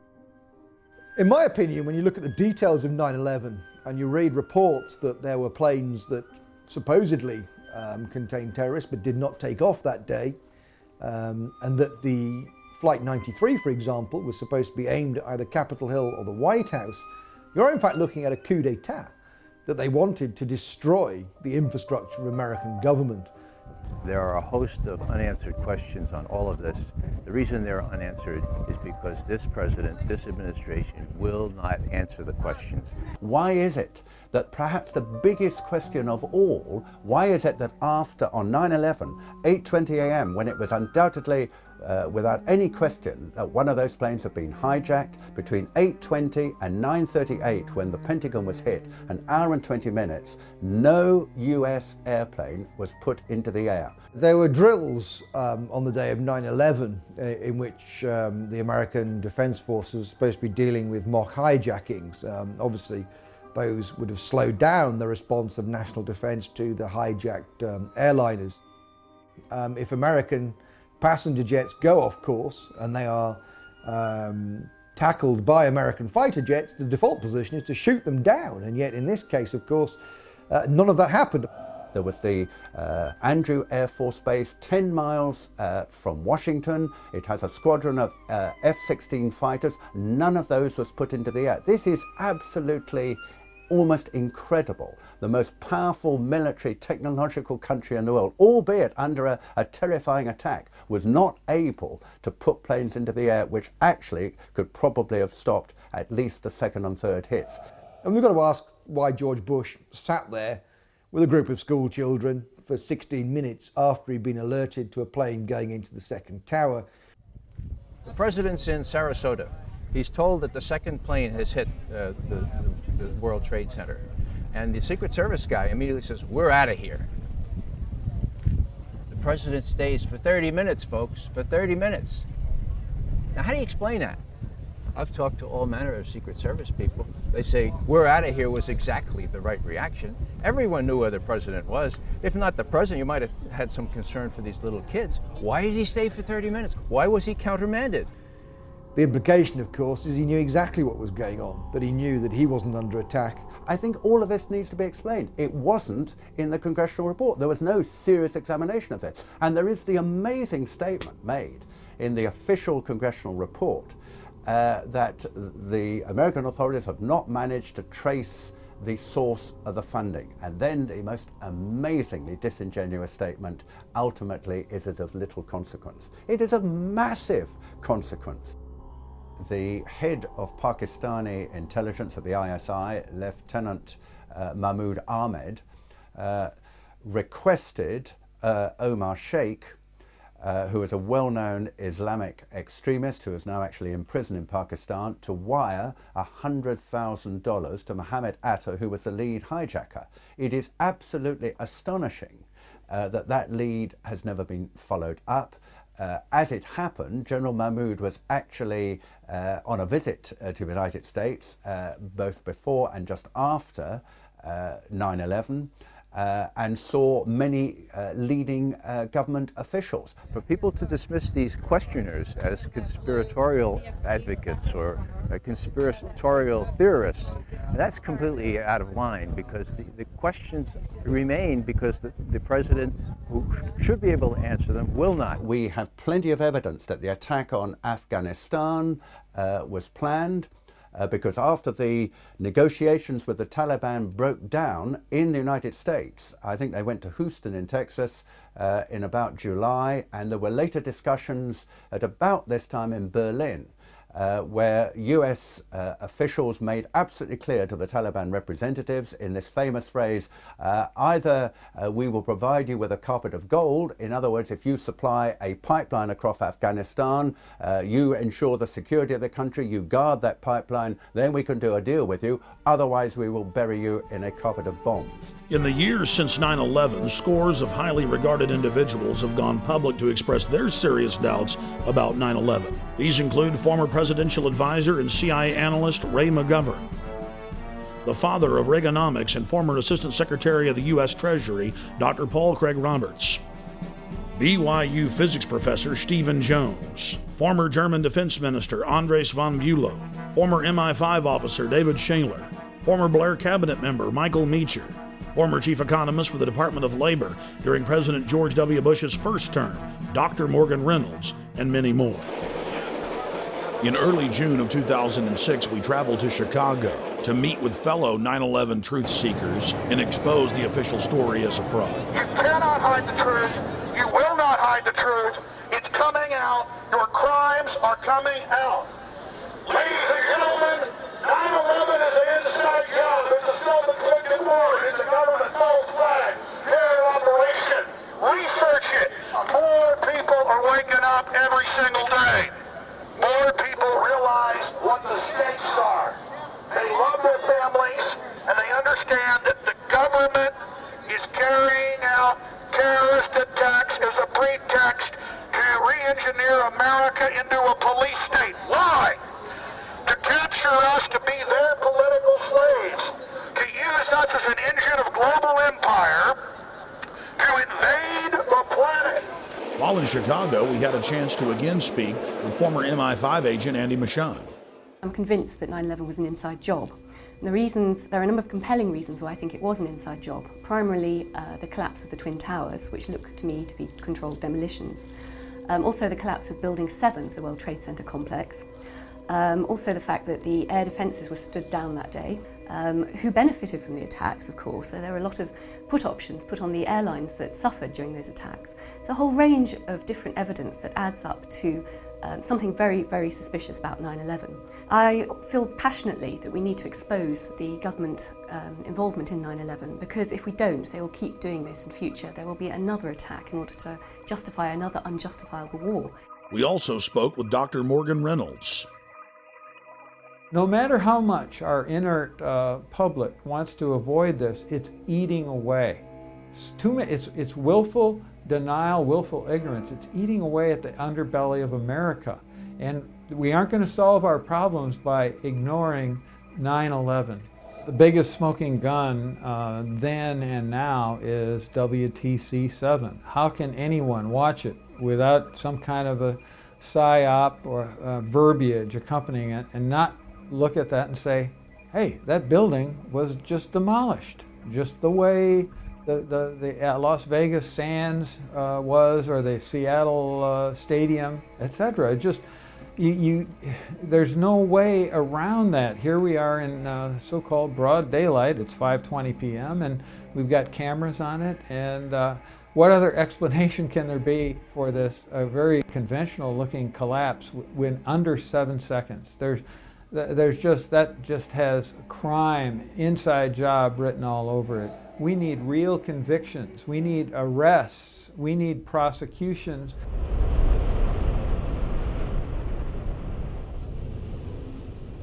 We also had a chance to speak to Professor Stephen Jones, who is a doctor of physics, concerning new bombshell evidence that conclusively proves that thermite was used to cut the main pillars in the World Trade Center towers. There is this molten metal molten material flowing out of the South Tower just before its collapse. There's a large quantity of yellow hot metal. And then I read about these pools of molten metal underneath both towers and Building 7 after their collapses. Now that fits like a glove with the thermite reaction, which produces molten iron. You also see in these videos of this molten metal coming up, you see this white ash, this dust that comes off.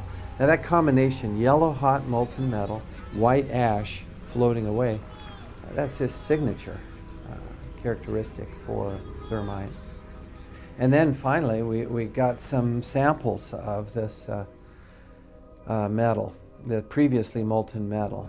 Using advanced techniques like proton-induced X-ray emission and an electron microprobe, we found out what's in these samples. We're finding iron, also sulfur, potassium, and manganese. And these are characteristic of a variation of thermite, which is used to cut through steel very rapidly. It's called thermate. It's like, sure, you can take a knife, you take the butter out of the fridge, and you cut through that butter. Now, adding sulfur to thermite and also potassium permanganate, these chemicals, it's like heating up your knife to a very high temperature. Now it slices right through the butter. Even if the butter is cold, slices right through. Same way here, by adding sulfur and potassium permanganate to thermite, it'll now slice through structural steel very rapidly. But the end products then, you'll have sulfur, and potassium, manganese, and iron. And that's what we see. Thermite had to be planted in the buildings, which of course implies directly an inside job. Someone had to have access into the buildings. Then in mid-March of 2006, actor Charlie Sheen went public on my syndicated radio show and simply called for a new independent investigation and questioned the official story. Sheen knew that the establishment lapdogs would attack his personal past, whether real or manufactured, instead of challenging him on the facts.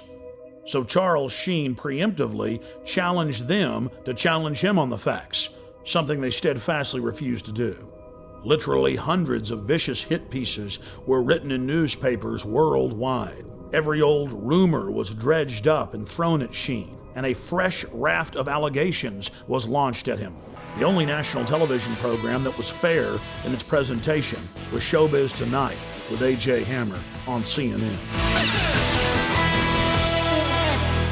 On Showbiz Tonight, Charlie Sheen speaks out on a controversial theory that the government covered up what really happened on 9/11. Taking over 4 commercial airliners and hitting 75% of their targets, that feels like a conspiracy theory. Tonight, we dig even deeper. The host of the radio show on which Sheen leveled his startling allegations joins us live right here on Showbiz Tonight. The radio host who interviewed Sheen is Alex Jones of the Genesis Communications Network.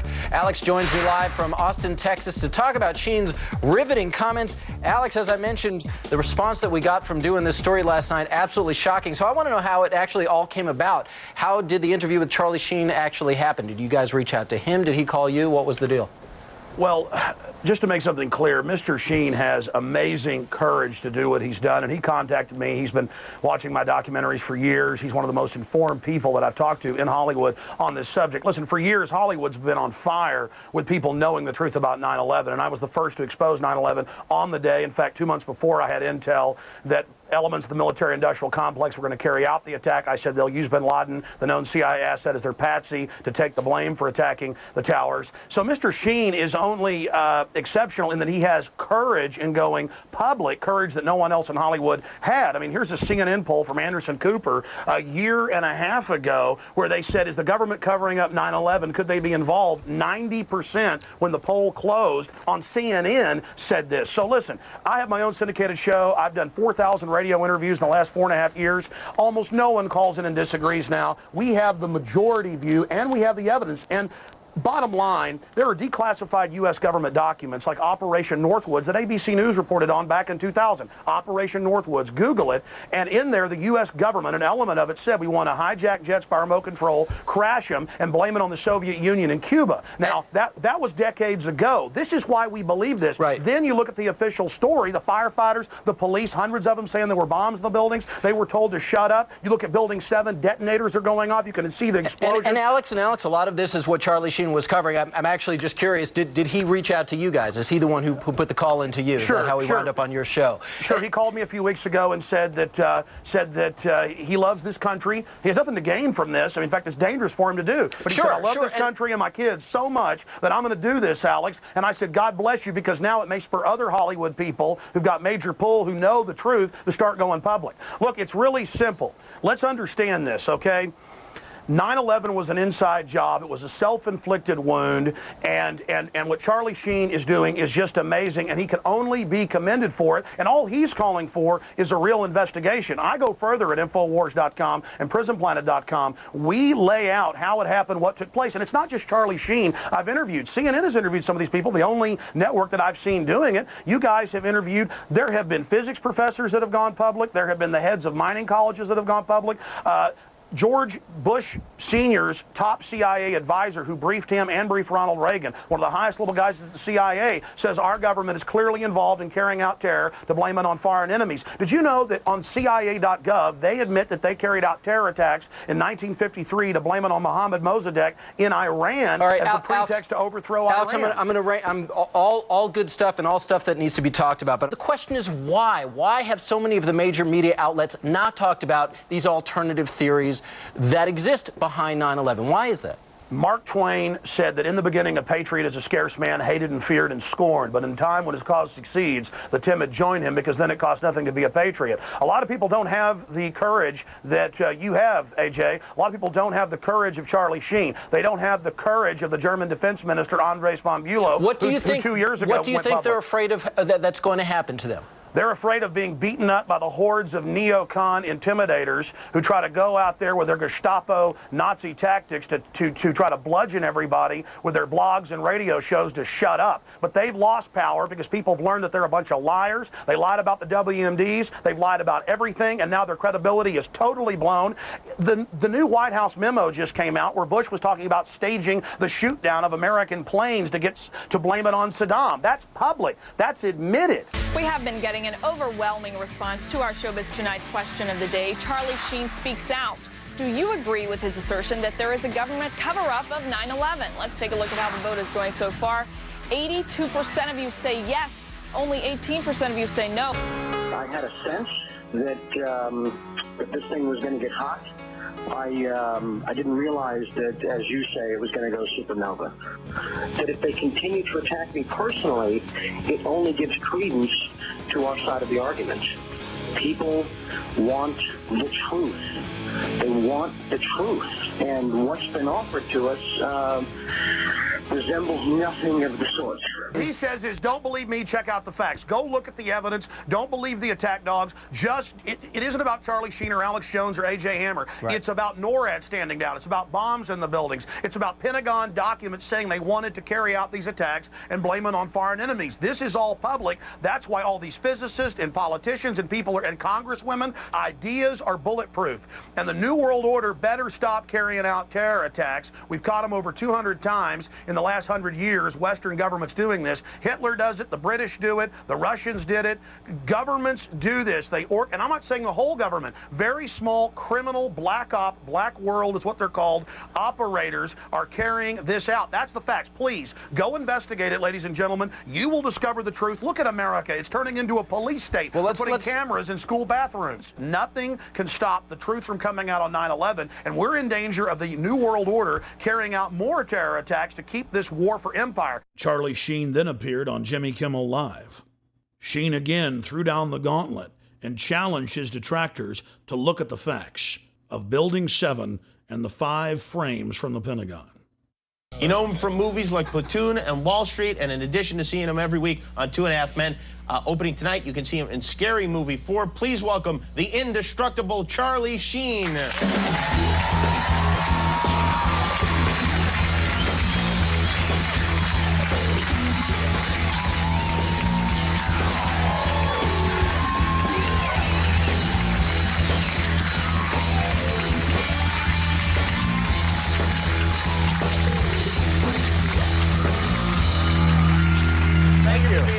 almost Easter. Hey, back at you. Thank you. You had some interesting comments. You were on a radio show and you talked about 9/11, and you have, is it a theory or you just don't believe the government account of what happened on 9/11? I just had questions. Yeah? I had a lot of questions. And the forum I chose to voice those questions in is the Alex Jones radio show. Mm-hmm. And just because he's a guy that I've been a fan of and followed for a lot of years. And, you know, I got attacked. I mean, there were a lot of hit pieces. The reaction was people get very mad when celebrities have opinions. No, I understand. Yeah. I understand. I know he's not qualified. He doesn't, you know, he's just, who the hell is he to have an opinion about something so horrible. And, you know, it was sad because they didn't really take a look at any of the stuff I was asking them to look at, any of the evidence or any of the stuff that generated those questions, you know. And they said, oh, he's another tinfoil hat wearing Hollywood clown, you know. And it's like the only, you know, I felt that the only real validation I needed was just being a tax-paying American that loves my country.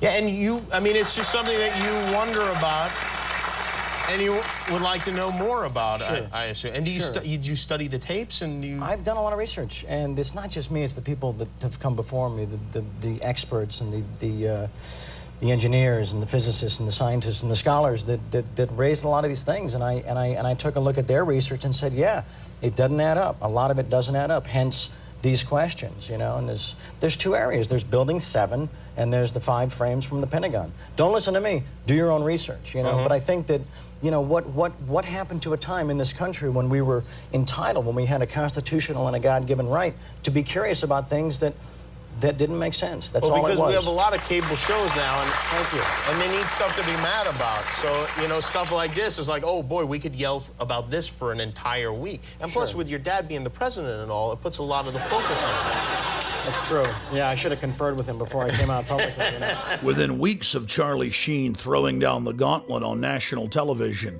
the federal government released 2 new videos, almost identical to frames released 4 years before by the Pentagon. We've got to ask questions about why the Pentagon could be attacked. This is supposed to be the most defended building in the world.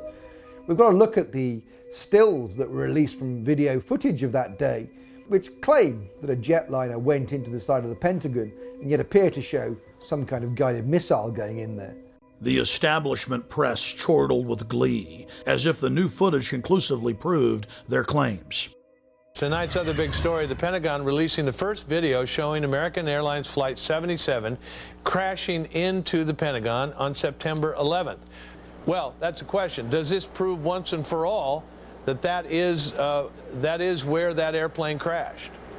Well, I would have thought that over the years that was never a question, but some folks had a question about that. I think that question is now once and for all answered. Since the first days of 9/11, the establishment press has only focused on the Pentagon controversy and not the hundreds of other smoking guns and serious questions that have been raised. We have to ask ourselves, why? As if it was by design, the new frames only intensified the debate. No passenger plane is evident in the still frames. They're more than happy to endlessly focus on the Pentagon, but they won't touch Building 7.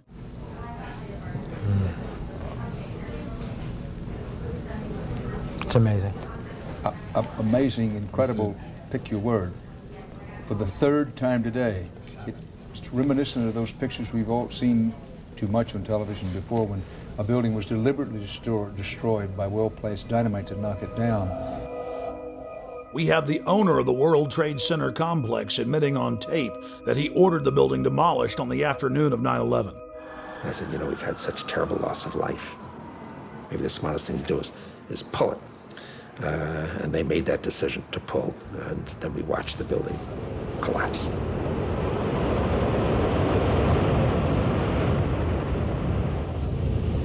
"9/11 was just one salvo in an ongoing war against the free peoples of the planet. It's all part of their terror storm."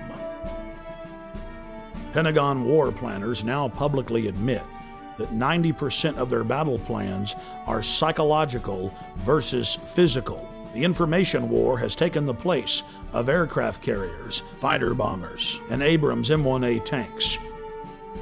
And you, the population of the planet, are the target. Put simply, modern warfare is all about selling the population to love its own enslavement. The elite are waging war on the people. Edward L. Bernays is regarded by many as the father of public relations. He was born in Vienna, Austria. Bernays was the nephew of Sigmund Freud.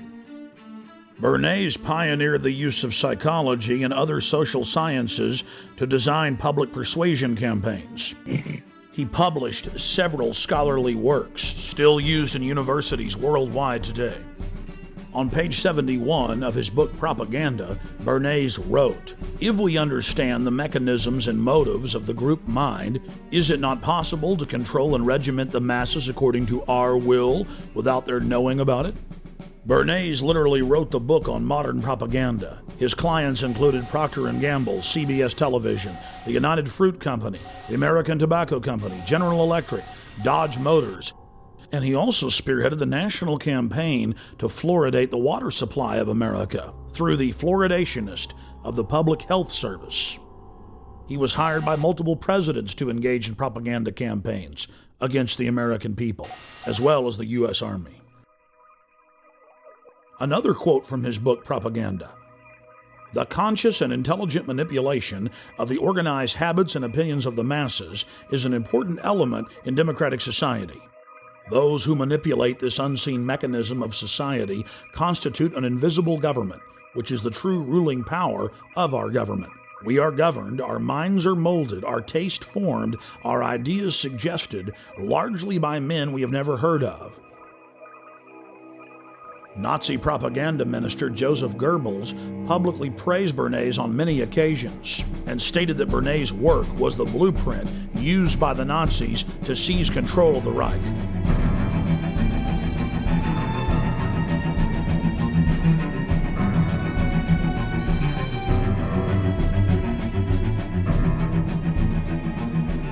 Edward Bernays advanced the science of propaganda light years.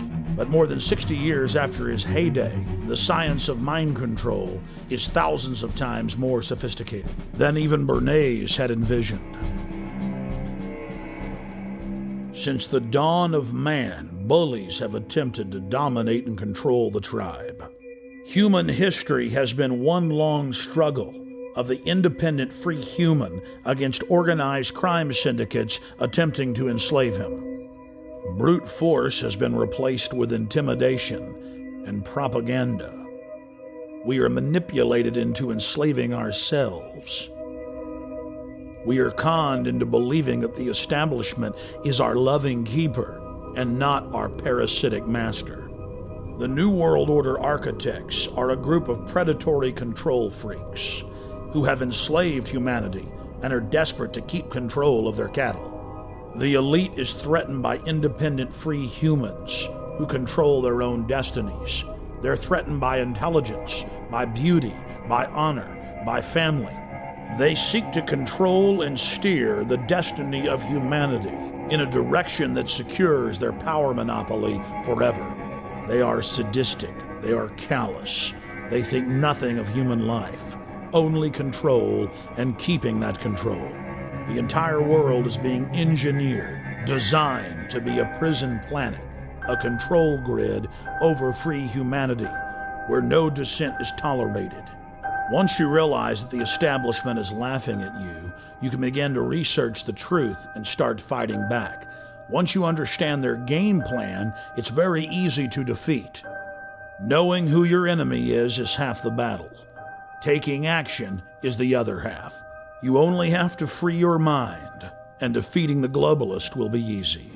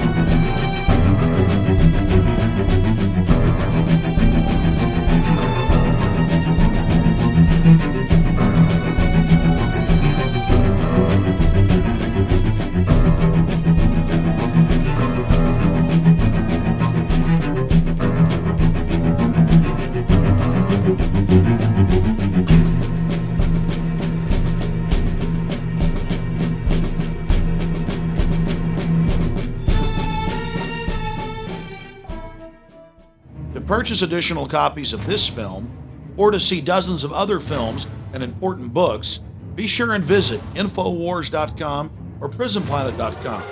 Or to order, simply call toll-free 1-888-253-3139.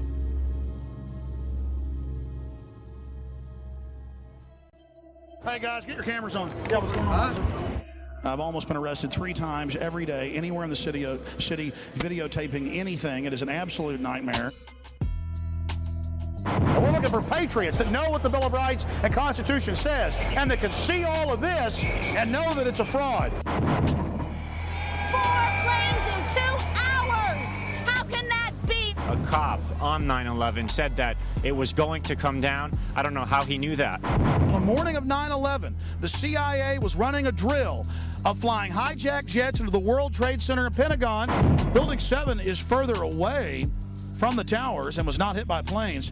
So if your building's owned by Larry Silverstein, it collapses because he's got a big fat insurance policy. And the Project for New American Century said that we need a terrorist attack on the Order of Pearl Harbor to get the American people behind a war.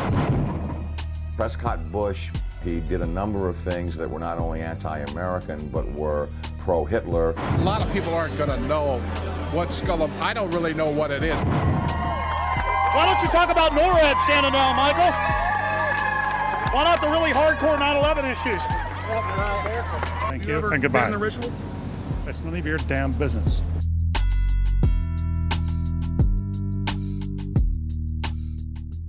We're talking about the Bohemian Grove and trying to see what locals think about it. You're talking about the Bohemian Grove, quote-unquote elite and presidential retreat. I can't even begin to imagine what we're going to discover when I infiltrate tomorrow. What about the rituals? Have you heard anything about the rituals that go on? Oh, there's all kinds of rumors about rituals. Oh no, it's politicians. And now we're going to infiltrate. I think we should go and see what we can see. Do you worry for Alex, Violet? I do. Alex gets so impassioned by what he's doing that sometimes I'm afraid that he might be a little too fearless. While we're inside the Bohemian Grove. Citizens on Earth sets us free.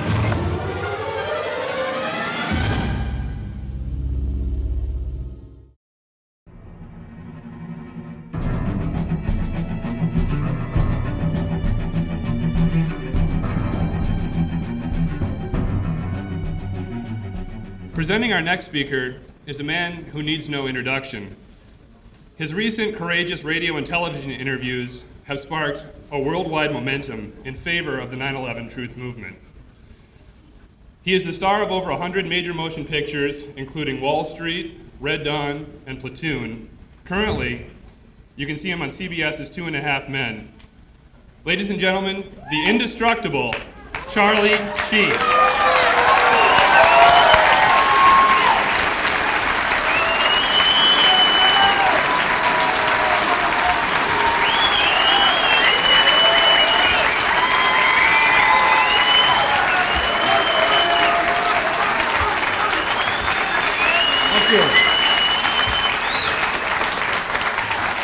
Thank you all.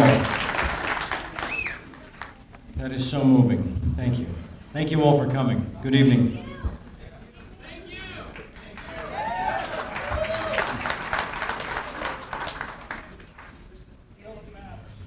Everybody's making a big deal about what I did, and I just felt like I was pursuing the truth. That's all.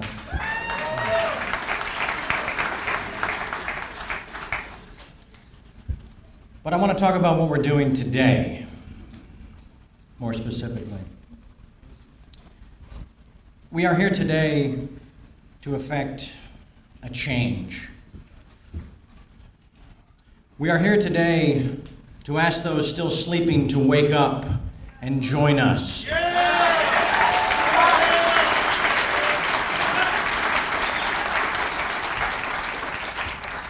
We are here today to present a case forged in science at the bedrock and common sense in its foundation. We are here today to fire a warning shot across the bow of mainstream media to remind them of their original responsibility as civil and political watchdogs.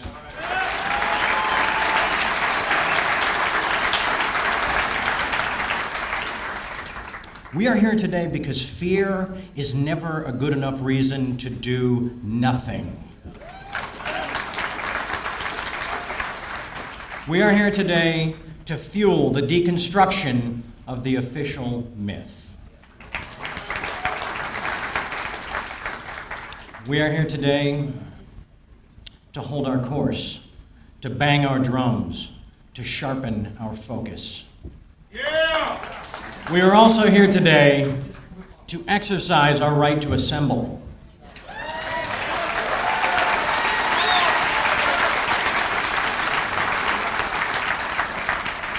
Our right to speak freely, and our right to choose. We are here today to begin draining the cesspool of lies and distortion we refuse to drown in any longer.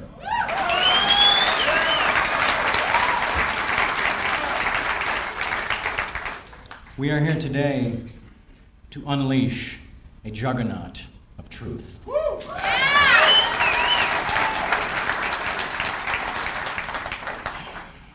We are also here today to honor the victims and the families of 9/11.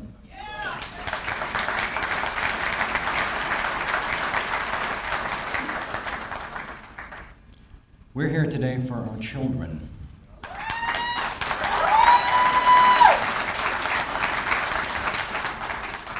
As well as their children.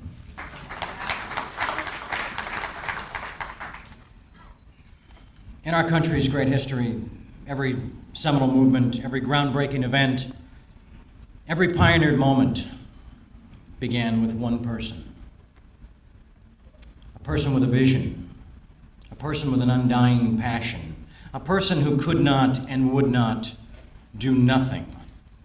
A person who risked everything to stand naked in the eye of the storm, in the mouth of the beast, in the crosshairs of oppression. We are blessed to have such a person with us today.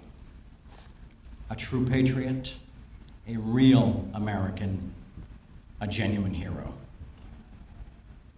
It is with great honor that I introduce our next speaker. Please join me in welcoming my friend, my comrade, my brother in arms, ladies and gentlemen, the one, the only, Alex Jones.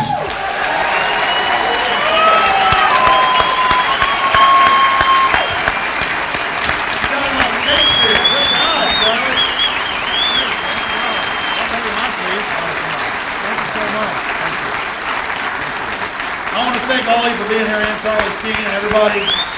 Charlie, I'm not going to keep you up here too long, but what's it like to see all these energized people? I mean, this was your idea, really, originally, to have a truth convergence here in Los Angeles. What do you think of this? This is real, and it's inspiring. I'm inspired by your speech. I know that.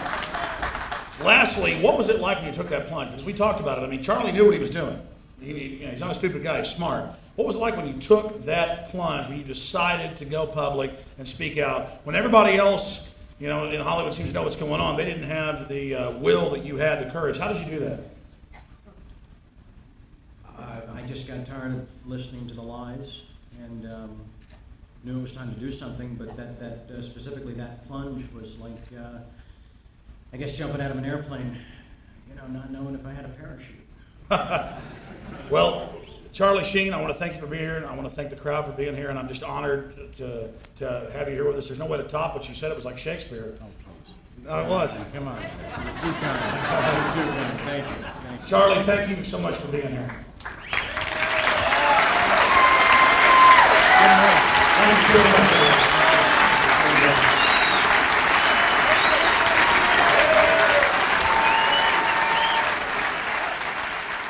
9/11 and the neocon agenda. 9/11, the foundational event for the police state we see unfolding not just in North America and Europe, but worldwide. It's so important.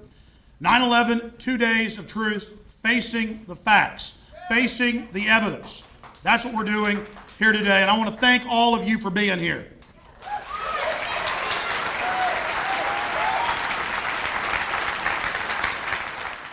I'll be giving an hour-long speech and taking 30 minutes of questions later in the day. We have Professor Jim Fetzer, just one of the greatest minds on 9/11, coming up after we debut my new film, Terrorstorm. You'll see just here in a few minutes.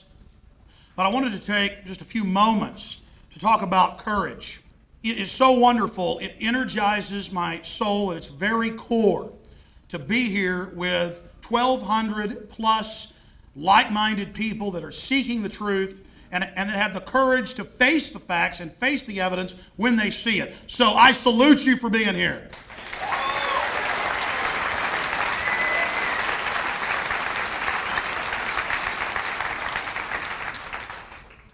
William Rodriguez is one of the heroes that we have here today. There's a lot of courage. There's a lot of courage in this room right now. But think about William Rodriguez. He showed courage repeatedly at levels that if he was in the military, he should win the Congressional Medal of Honor. On that day, he was the head janitor in one of the towers. He stayed in there. He helped take the firefighters all the way up to where the planes had impacted, to where the main damage had occurred. He single-handedly guided out 15 people himself, and he was there when that building collapsed with those firefighters and was the last civilian, the last non-emergency worker to be pulled from the rubble alive. But frankly, I think the even greater courage that he exhibited was when they took him to the White House, national TV, hundreds of shows. They wanted him to run for Congress. They wanted him to be the new Sergeant Rourke. But he started talking about the bombs going off that day and the explosions before they collapsed and the things that he witnessed. And they told him, just shut up about this and you're going to get millions of dollars. And they were offering him all these deals. And he said, no, I'm not. Then they turned against him. Then they tried to demonize him. And folks, I'm one of the few people that I know who's actually been in the position when you're offered millions of dollars to shut up. And I know it takes some energy to do that, to say no. But this guy had the physical courage. He had the courage to say no to the propaganda. He had the courage to say no to the payoffs. And now he's got the courage to be on the forefront globally with the billionaire philanthropist Jimmy Walter, traveling the world, speaking to members of the Japanese parliament, speaking to prime ministers, former prime ministers in Malaysia, Kuala Lumpur, doing all of this, going and speaking to the head of the parliament in Venezuela, getting an investigation going down there with Hugo Chavez. This man has put himself in the crosshairs big time because he's a real man, he's got courage, and he doesn't like thugs and bullies. He's a hero.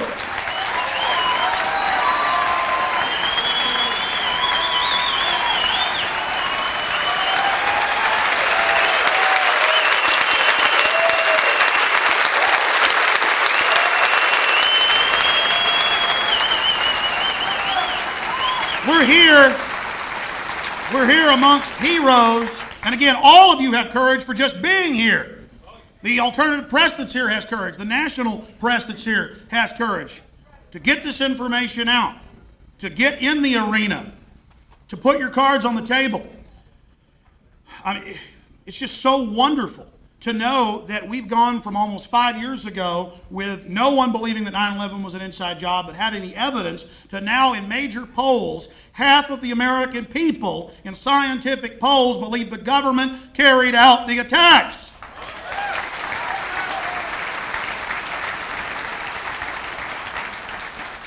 But I'll be honest with you, it wasn't courage on the morning of 9/11 that drove me to go on the air and clearly lay out how it was an inside job, to be the first to do it, to predict it 2 months before, saying bin Laden's CIA, he'll take the fall as a patsy to attack the World Trade Centers. I'd seen all the indicators, I had the assets inside the government to know that was coming. It would take mindless courage to see this tyranny coming and to just give up and roll over and let my family, my children, live as slaves, and I'm not going to do that.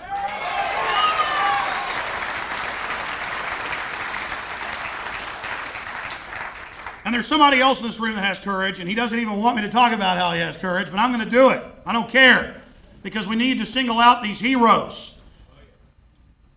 Charlie Sheen, a long time ago, got in contact with me, and he was doing research studying 9/11, one of the most informed people I know on the subject. I know a lot of other great Hollywood people who know all about it too.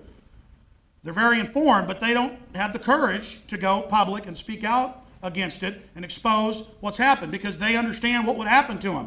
And believe me, Charlie and I talked about it before he decided to go public, and I didn't push him. I said, he said, well, I want to go public. I said, are you sure? And he knew what would happen.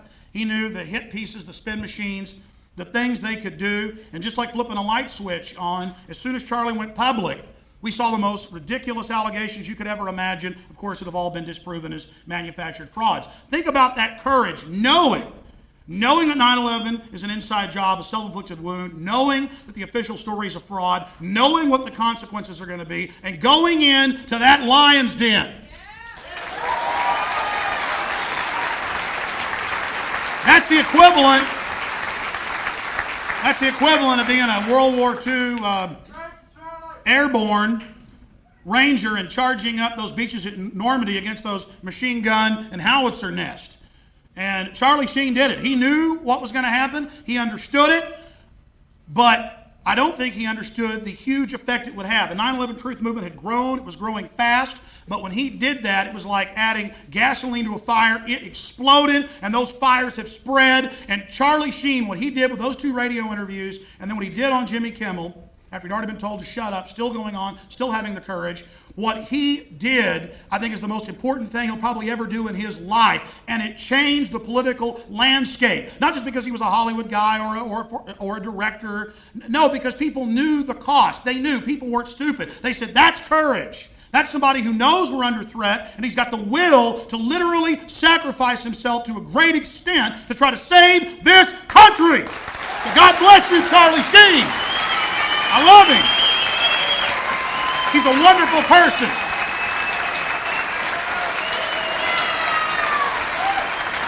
And I stand with him.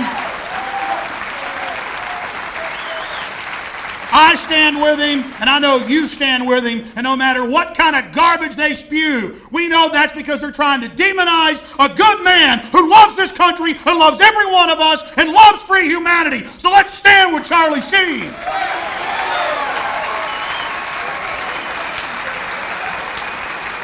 We have to stand with every single hero.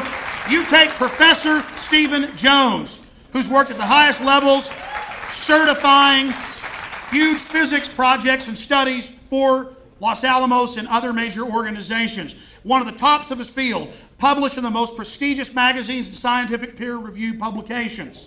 And this guy saw the evidence, he researched it, he said that's impossible. He talked to the engineers, he talked to the underwriters, he talked to the people that designed the building. Then he began to research, he got the samples, and it wasn't just thermite, it was the exact patented type used for cutting pillars. It was thermate. That presentation's coming up. So I salute Professor Stephen Jones, another hero.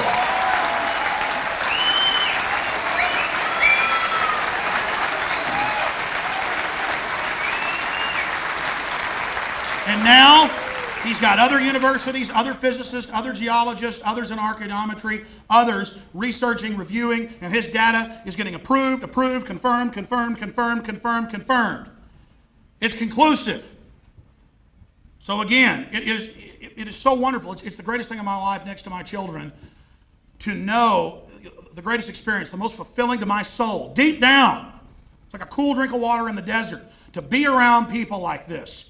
This is the best thing in the world. This is the most wonderful thing in the world. I know it is for you too. And all of you are leaders. All of you are heroes for being here. You've got to get out there. You've got to become the leaders. Not just count on us to be the leaders. We're going to win this thing by all of you going out there and waking everyone up in your area. And I know you're doing that.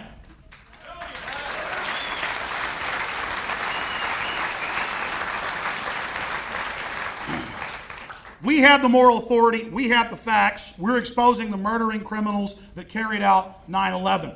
My team, the guys that work for me, Ryan Slickheisen and Aaron Dykes and Kevin Smith and Mark McCorder and all the people, Rob Jacobson that are here, all my people that are here, they know what it's like. Believe me, the stuff they've gone through, the things they faced, being interrogated with me in foreign countries, having people call our office and threaten us, all the things they've been through. Getting past the fear, standing firm, and seeing them getting energized. I don't even have to push them to work 18 hours a day like I do. They want to. They realize that we're at a crisis level, we're at a crossroads, a zenith point. We are literally at a key point in history where all of our efforts have to be put out at 110% to expose government-sponsored terror. Now, the film you're about to see, Terrorstorm, is, I think, one of my better documentaries, probably the best we've made. And it has a lot of voiceover in the first because we have to go over all the facts. Then we go to England for the government-sponsored terror there. We cover Madrid. We cover 9/11.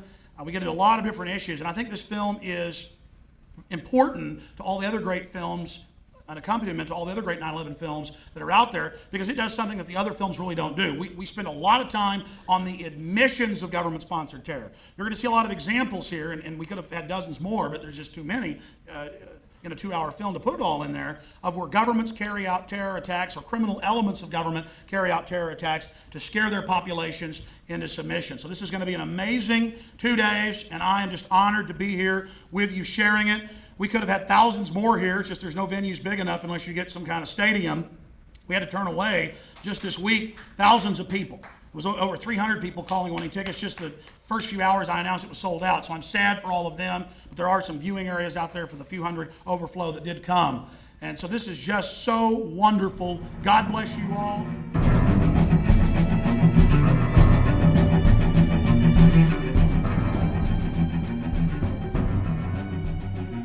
Hello, I'm Alex Jones, and I'm the organizer and presenter of the conference we've been having for the last day. We're now into the second day, 9/11 and the neocon agenda, facing the facts.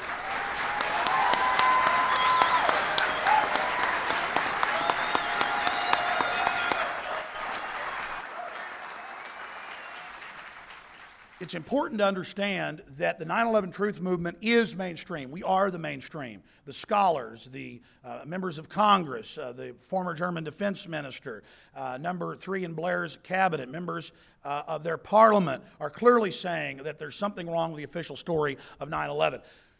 However you look at 9/11, we know the official story is a fraud from end to end. Hundreds of discrepancies, hundreds of bald-faced lies, things that are so comical it's hard to believe, but then we have to realize that most Americans and people globally just haven't looked at the facts. But more and more in the last almost 5 years have begun to look at it, and that's why in Zogby polls, scientifically conducted in the last few months, we have, 48% of the American people believing the U.S. government was involved in the attacks, and 68% believing there's a cover-up and should be a new investigation. There was a similar Zogby poll, of course, 2 years ago in 2004. So half of the American people, roughly, believe it's an inside job, and the vast majority smell something rotten in the state of Denmark.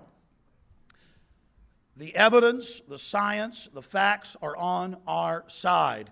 And 9/11 is a foundational event for the military-industrial complex that was clearly involved, criminal elements. They are using it to push a police state, the surveillance state, the NSA control grid here in the United States, to federalize our police, to pass the Patriot Act and the reauthorization of the Patriot Act that I challenge you to read, that eviscerates large sections of the Bill of Rights and is totally unconstitutional. And worldwide, countries are using 9/11 and other false flag events that have clearly been staged and other patsy actions and provocateur actions to take freedom worldwide. The United States has gone from the tower on the hill shining light to the world, being the most loved, to now in global polls, respected polling agencies, to being the most hated just in the last 6 years. That's a disgrace. And 9/11 has been the foundation to carry out the policies that have created this sad state of affairs. So we must expose 9/11 because, as the establishment told us, everything changed on 9/11. It's a new world. Give your rights up. Give up liberty for security. When you give up liberty, you don't get security. You get the T word, tyranny, in all caps.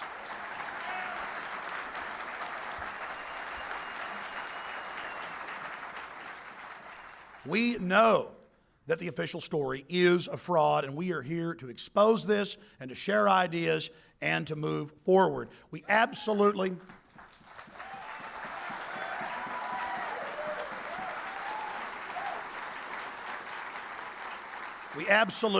must do this for the future of our civilization. The United States of America is America and was loved because we've never been perfect, but we were the best. This is where the freedom came from. This is where people stood up against kings and queens. This is where black people stood up against oppression. This is the place where we've seen so many struggles for liberty and decency and controlling our own lives. And 9/11 is an attempt by global criminal networks to scare us into submission to their 21st century tyranny. And we say no.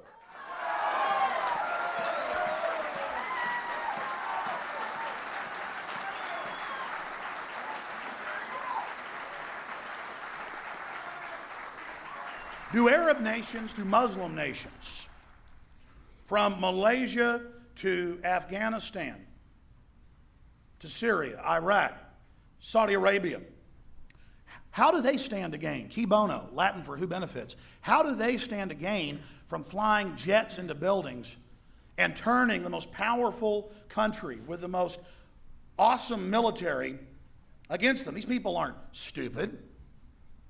Who has a motive? Who had written in the PDAC documents, Dick Cheney, that we needed a Pearl Harbor catalyzing event? Brzezinski in the Grand Chessboard in '97 said we need a helpful Pearl Harbor event. This is what they said. So we have all this planning, all of this going on. Who gets trillions of dollars of oil? $4+ trillion, and that was at oil price back in 2001. It's almost double that now. $4 trillion in Afghanistan. $4 to $6 trillion in Iraq of discovered reserves there, right under the ground. Hundreds of billions in weapon sales. The war has now cost almost $400 billion. They say we'll be there another decade. That's in the official Pentagon plans. So that'll be well over $1 trillion. If 3.5 years is almost $400 billion, we're talking about almost $1 trillion in weapon sales and Halliburton contracts. This is big money. This is control. But not only that, the PNAC boys told us we'll also use Iraq to build these permanent bases, and that they want civil war there as a pretext to stay and build the bases as a base of operations to then link up, take over Iran and Syria. Then they have Afghanistan. Now they're on China's doorstep. This is about war with China in the final equation. This is about World War III. And there's no reason this needs to happen. We must expose 9/11. It's meant to terrorize the American people and the people of the West into this clash of civilizations that they're engineering. I'd like to introduce our panel now. There's Lieutenant Colonel Bob Bowman. He is the first director of what is known as the Star Wars program, or the Strategic Defense Initiative under Ford and Carter when it was secret. And Lieutenant Colonel Bob Bowman, of course, was the former Director of Advanced Space Programs Development for the U.S. Air Force, and the former United States Air Force Lieutenant Colonel with 101 combat missions over Vietnam. And he holds, again, a PhD in aeronautics and nuclear engineering from the California Institute of Technology, and many, many other letters.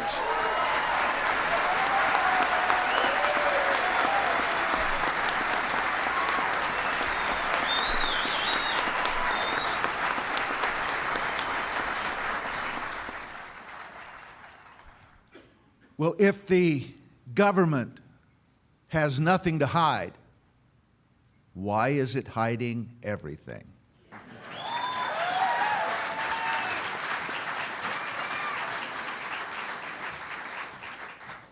Why is it confiscated and hidden or destroyed all the evidence? Why is it hiding the videotape of whatever hit the Pentagon? Why is it hiding the audio tapes of the FAA controllers and NORAD? Why is it shipping off to China immediately all the forensic evidence except a little bit, thank God, that Professor Jones was able to get a hold of?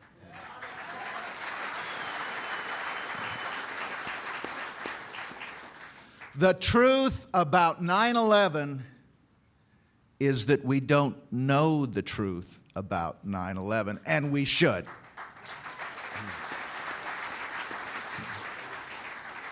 I deserve the truth. You deserve the truth. The families of those killed on 9/11 deserve the truth. The American people deserve the truth, and they're not getting it.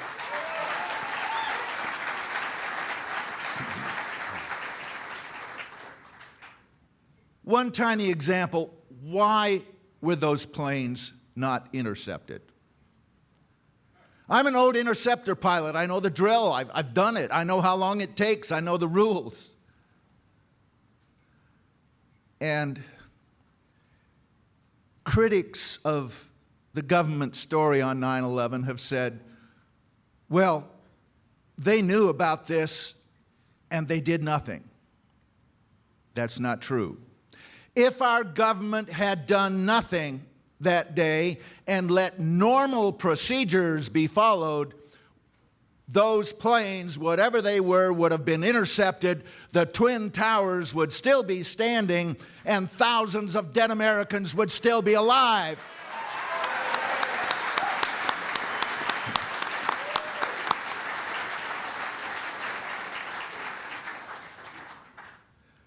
Now, some in defense of the government say, well, I guess there was a little bit of incompetence on that day. If this massive failure was incompetence, why was there nobody fired, nobody court-martialed, nobody demoted, nobody punished?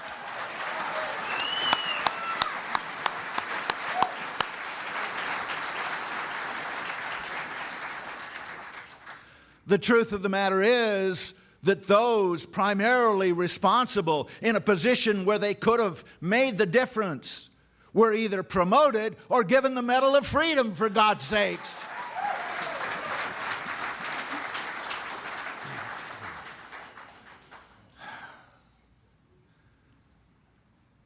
Alex talked about the connection between 9/11 and Iraq. That's my forte, because as a career military officer, as a combat veteran, I am really incensed that our government is ordering our sons and daughters around the world to kill Arabs for the oil companies.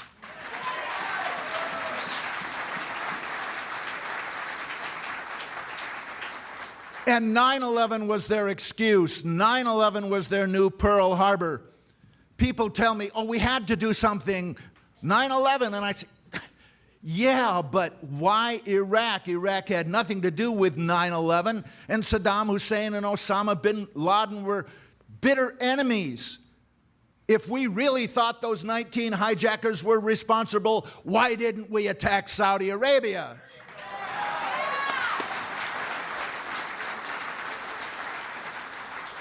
The truth about the Iraq War is that it has nothing to do with weapons of mass destruction or democracy or freedom or getting rid of Saddam Hussein or protecting America or our allies.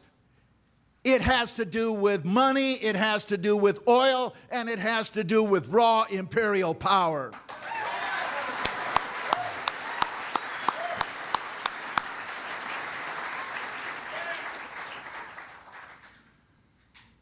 I'm the next congressman from Florida's 15th district.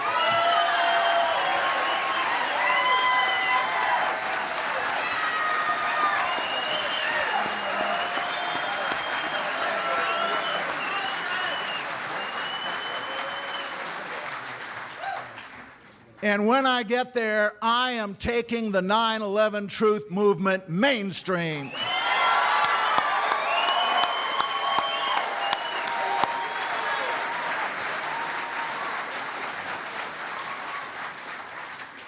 It's time the 9/11 truth movement moved out of rented hotels and into the halls of Congress.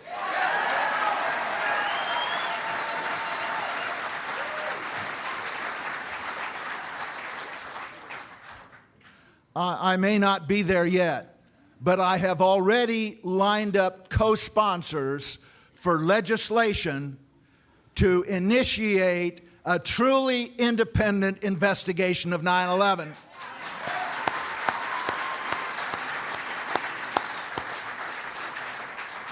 And also articles of impeachment for Bush, Cheney, Rumsfeld, Rice. As a pilot who flew 101 combat missions in Vietnam, I swore an oath to protect and defend the Constitution of the United States against all enemies, foreign and domestic, and that includes a renegade president.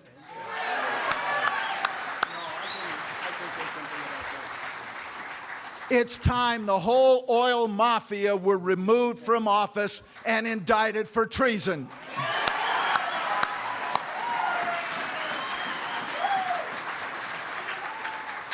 God bless America, and God grant us regime change in Washington, D.C. Thank you.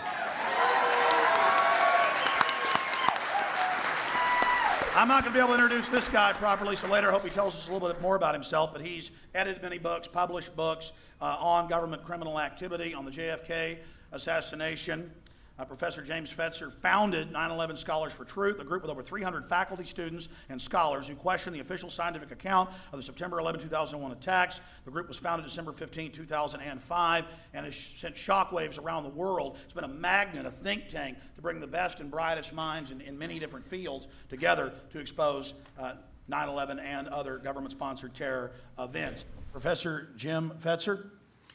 We've not only been able to falsify, refute the alleged physics of the situation, but essentially everything the government has told us about 9/11 is false. Let me offer an illustration. I've always been very suspicious of this scenario in which a ragtag group of terrorists with box cutters could overtake 4 commercial airliners. In my opinion, any group of American passengers confronted with a couple of terrorists with box cutters would have beaten them to death with their luggage. So let me offer you my top 10 reasons for thinking they are fake. And where's Paul Schaefer when you need him? Number 10 top reason for thinking the hijackers are fake. Their names do not appear on any passenger manifest.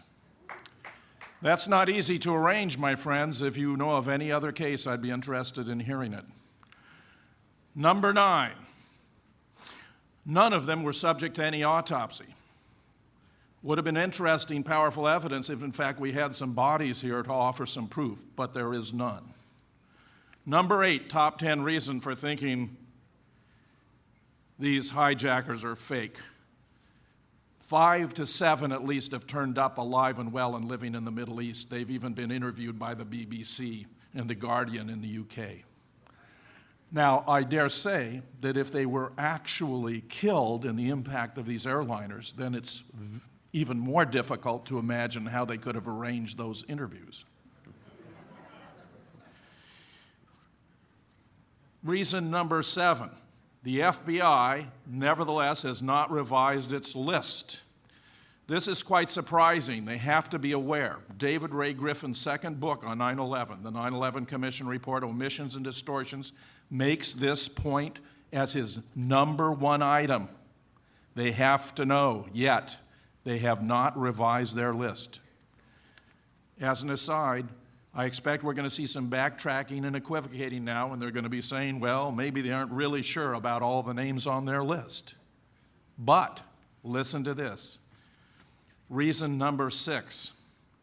A special agent of the FBI by the name of Flagg, F-L-A-G-G, has explained that the FBI knew almost immediately the names of all 19 hijackers because they discovered a piece of luggage left by Mohammed Atta when he had driven up to Portland and then turned around and rushed down to Logan just in time to participate in the hijacking of a plane from that airport. According to Flagg, this piece of luggage Atta left behind included not only a terrorist manual, but a very convenient list of the 19 hijackers. And I say, well, that's really quite stunning, considering 5, 6, or 7 of these guys have turned up alive and well. How can you explain that? Reason number 5, and that, incidentally, gives new meaning to the word false flag. My top 10, number 5 reason for thinking these hijackers were fake. They could not have flown the planes. Neil Sagatavan, among others, who's a pilot and aeronautical engineer, has studied their training background, and it's simply preposterous to presume these guys who could barely get a Cessna off the ground could have piloted a commercial airliner and brought it to its target. It's preposterous. Top 10 reason number 4.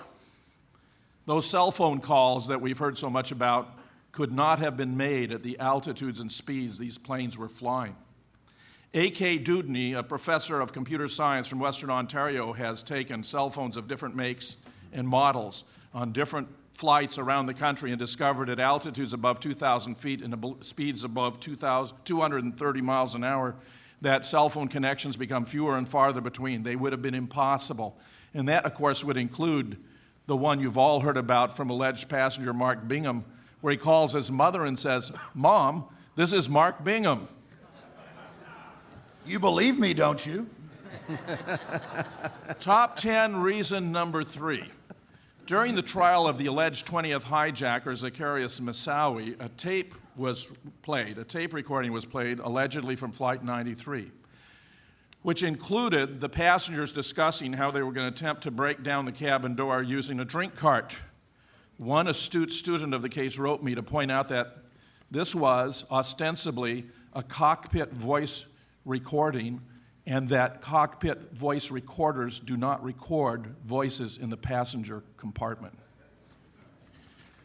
Top 10 reason number 2 why these hijackers appear to be fake. The last words attributed on that tape to the hijackers who were facing imminent death was Allah Akbar, which is Arabic for God is great, God is great. According to a Muslim member of Scholars for 9/11 Truth, the last words that a devout follower of Islam should say when confronting imminent death is not those words, but rather, in Arabic, there is but one God, Allah, and Muhammad is his prophet. I therefore suggest that the writers assigned to this script simply didn't know enough to get it right. Number 1, top 10 reason number 1 for believing these hijackers were fake.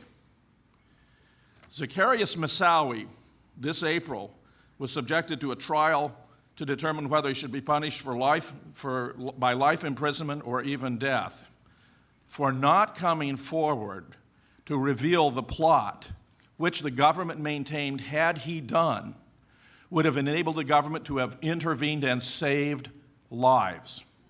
I make 3 observations. A year before, April last, Zacarias Moussaoui confessed to a different plot. He had acknowledged that he had been involved in a plot to fly a plane into the White House in order to extort release of a terrorist, a sheik who had been imprisoned for terrorist activities in 1993. He denied he had anything to do with 9/11. That is the crime to which he confessed. A year later, the federal government has played a shell game, and now they're insinuating and implying he had something to do with 9/11. As my good friend Webster Tarpley has observed, this man had no obligation to come forward and to confess his involvement in a plot. Even if he had been involved in 9/11, we still have something here known as the Fifth Amendment. He had no obligation to incriminate himself. Third, and most tellingly, and this must have been incredibly embarrassing to the government, an FBI agent testified he'd been following Moussaoui. He'd been observing him taking this flight training. He had suspected that he might be involved in a terrorist plot, even to fly planes into the trade towers, though he suggested later that was merely a lucky guess. He testified under oath that he had told his supporters, his superiors, about his suspicions, not once, not twice, 70 times. And I say to you, 5 or 6 might be excused as ordinary incompetence. 20 or 25 may be criminal neglect. 70 times has to have been a matter of direct policy, deliberate policy. They were keeping these guys in reserve so they could use them as their cover story when the government itself perpetrated these dastardly terrorist acts. All right. Webster Griffin Tarpley has been writing for over 25 years on government and state-sponsored and criminal network terrorism. He is an expert in uncovering how governments and how private corporations carry out false terror attacks, murders, other criminal activities, and then blame it on their enemies. He is the iconoclastic Webster Tarpley, an activist, historian, best known for his George Bush, the Unauthorized Biography, which was an underground bestseller and classic. And we are honored to have him here with us today. Against Oligarchy, a collection of Tarpley's essays and speeches, appeared on the internet and has also been a huge success at waking people up. He is the author of 9/11 Synthetic Terror, Made in the USA. Yeah. Okay.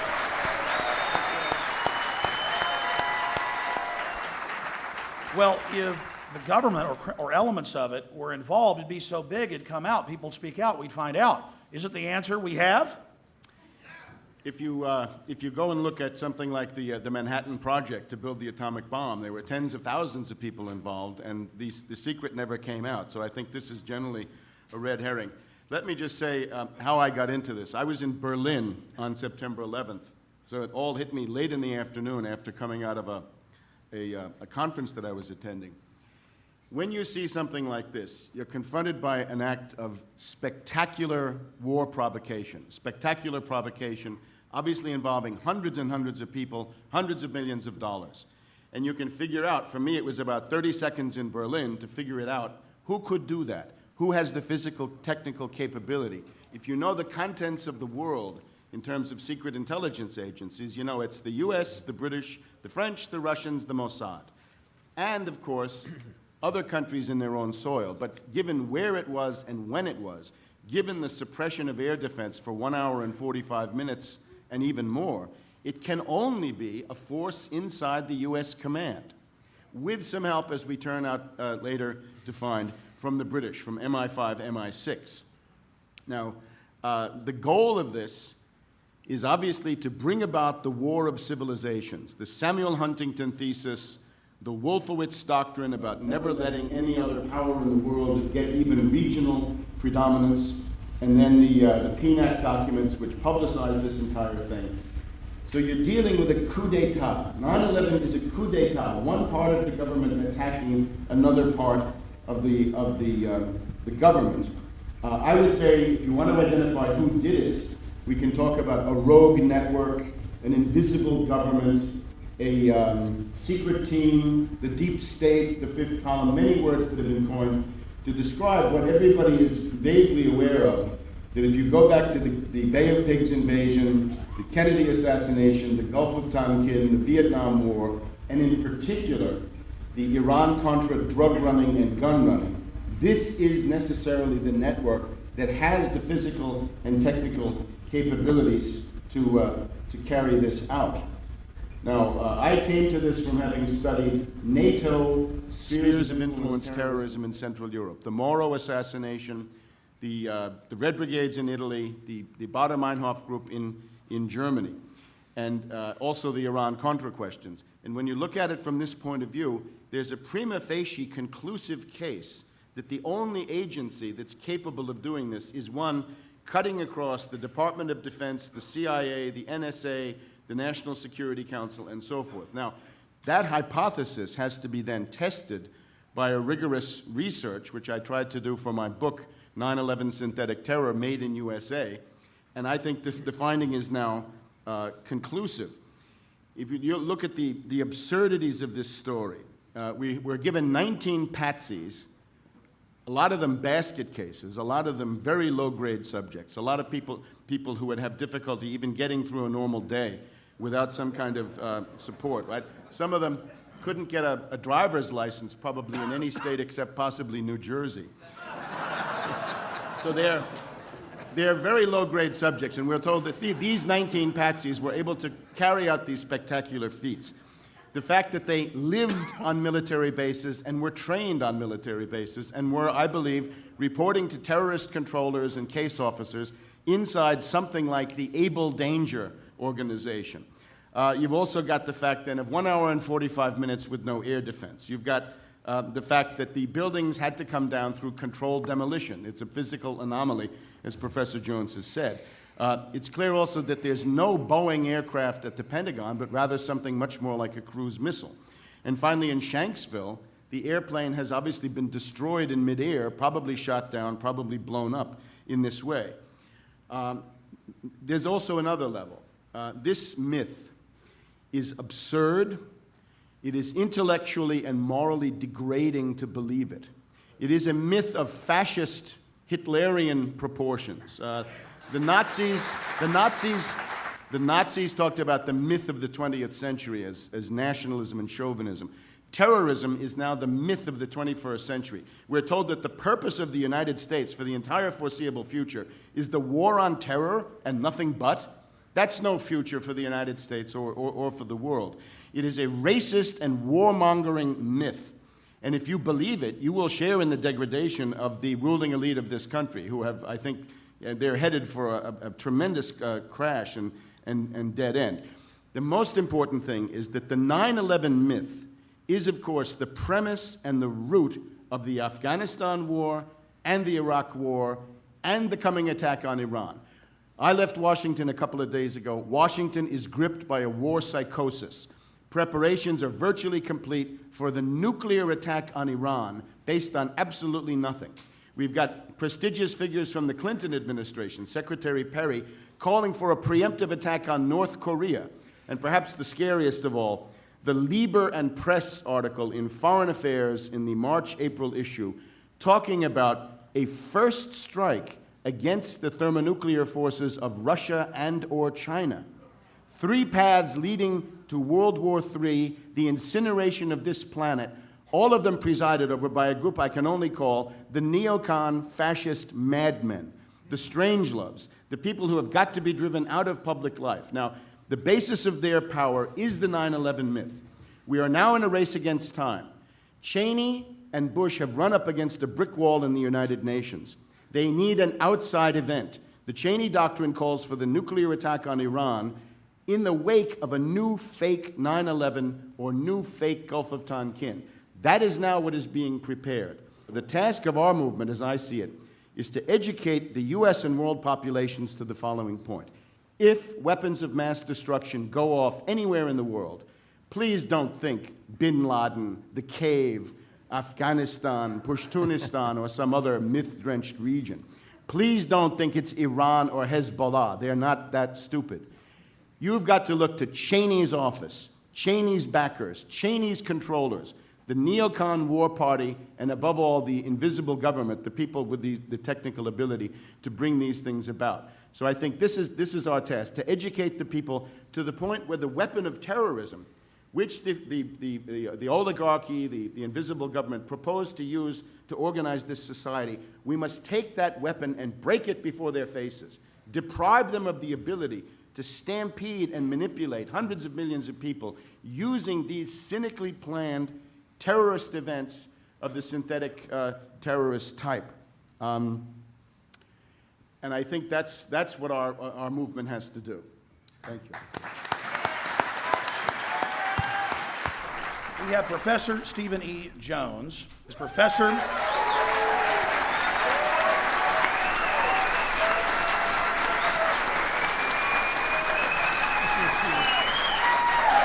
Stephen Earl Jones is a professor of physics at Brigham Young University who conducts research into nuclear fusion and solar energy.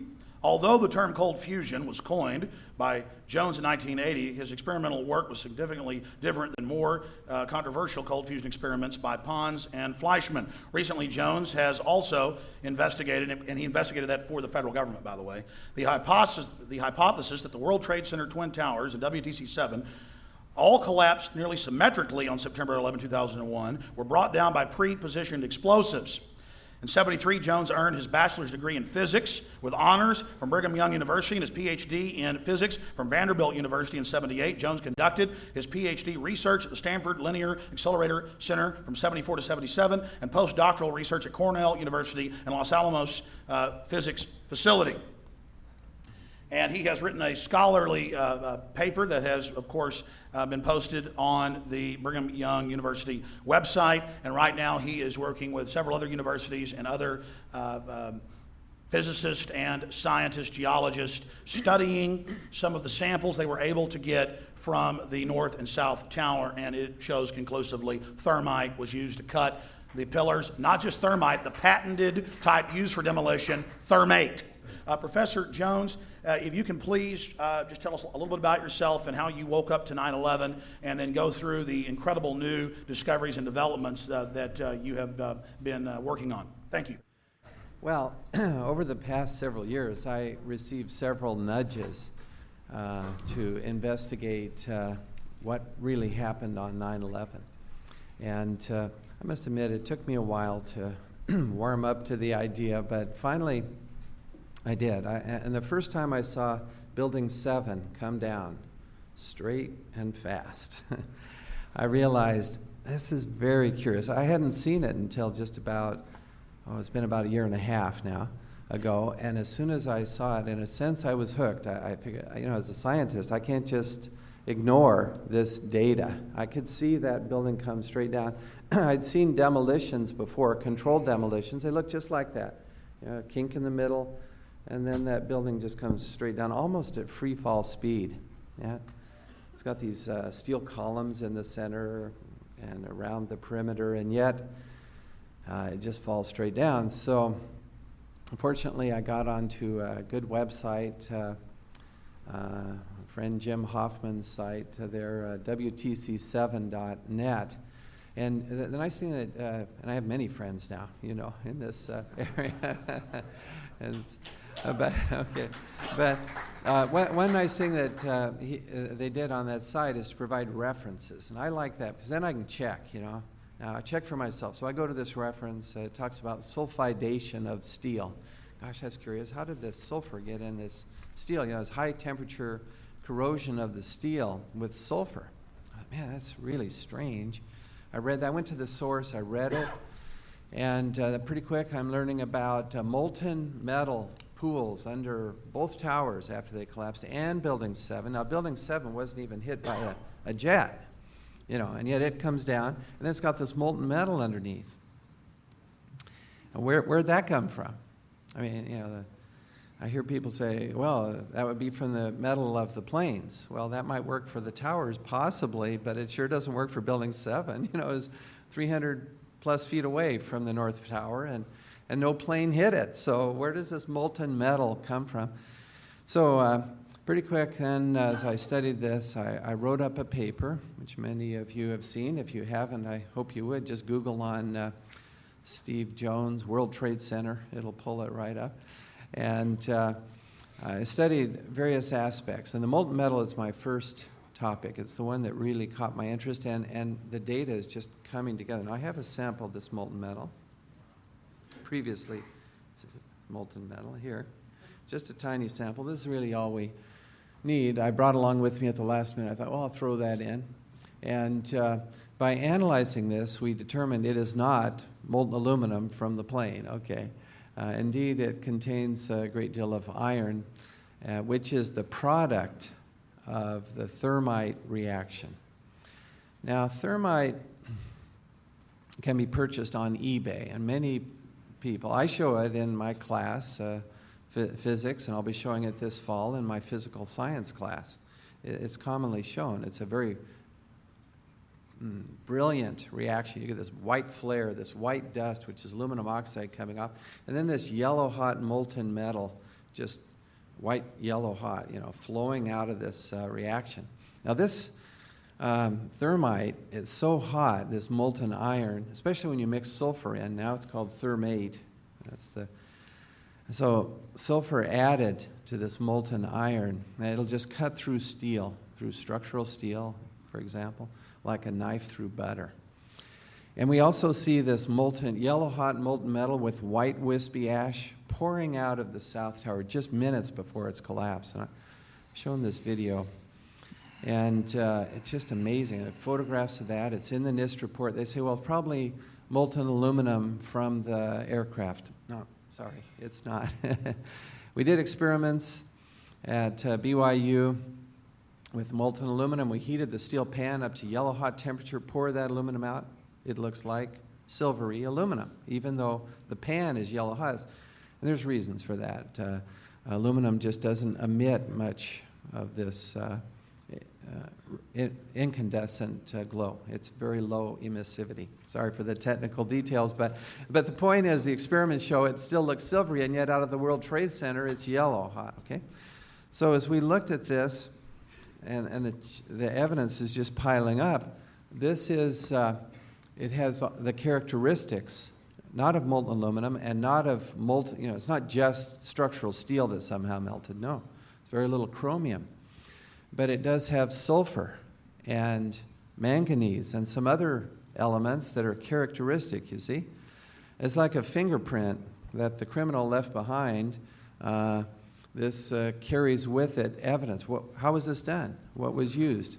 And I should explain real quickly. This particular, people ask me all the time, where'd you get this? Well, there's a woman in Northeast who was involved, went to one of these memorials that was being put together, the 9/11 memorial, structural steel from the World Trade Center. She noticed on it dirt clinging to the structure. This is several years ago, before I joined the game here, so to speak.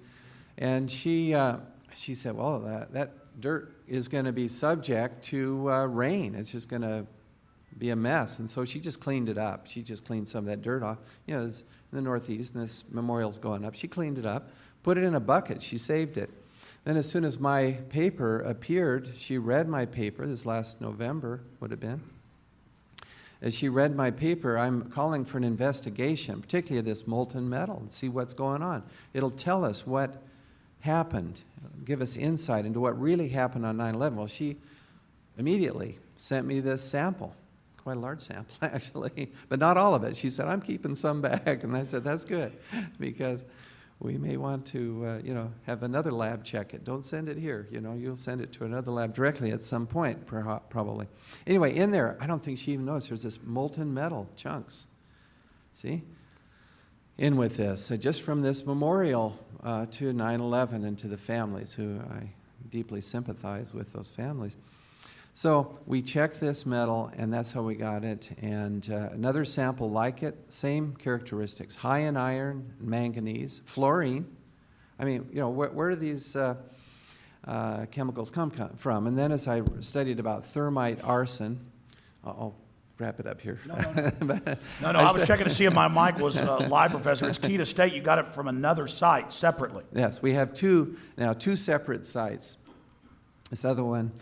Okay, so, but similar process, acquiring this, just private people, and so anyway, the point is, as we analyze this, I get into this question of thermite arson.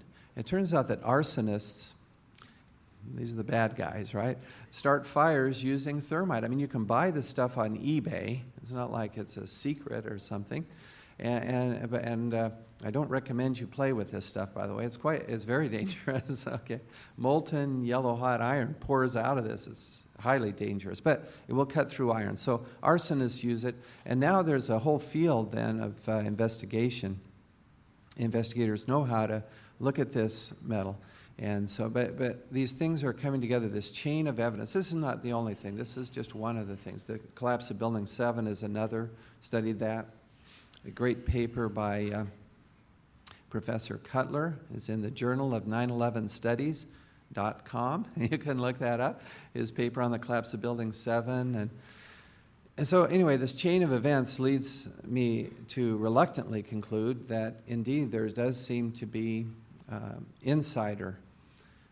In other words, not just the hijacked planes, but also others involved setting these thermite cutter charges in the World Trade Center to bring them down. This again leads to the conclusion that our Constitution, which is our heritage as Americans, I love my country, I love the Constitution and the people in America. I'm afraid that our Constitution is literally hanging by a thread at this stage. And Professor, can you specifically, because you've talked about this on my radio show, you published it, you looked at the thermite, you tested, it's not just thermite, it's the patented thermate. With the sulfur. With the sulfur on top of it as an accelerant. then we expand on that. This is even patented. This is actually used to cut large pillars. It's true that when you add sulfur to the thermite, it now cuts very quickly through steel. And again, do you remember earlier I spoke of this paper I read? These metallurgists in Massachusetts had looked at World Trade Center 7 steel and some from the towers also. Strange, they said, that high temperature sulfidation, where does this sulfur come? Where do these high temperatures come from? Well, the answer, you see, we're getting at, it's totally consistent with this thermate. So specifically, you looked at the science, and only thermite could create these molten pools that a month later were still at many thousands of degrees hotter than jet fuel burns down in the basement collapse area.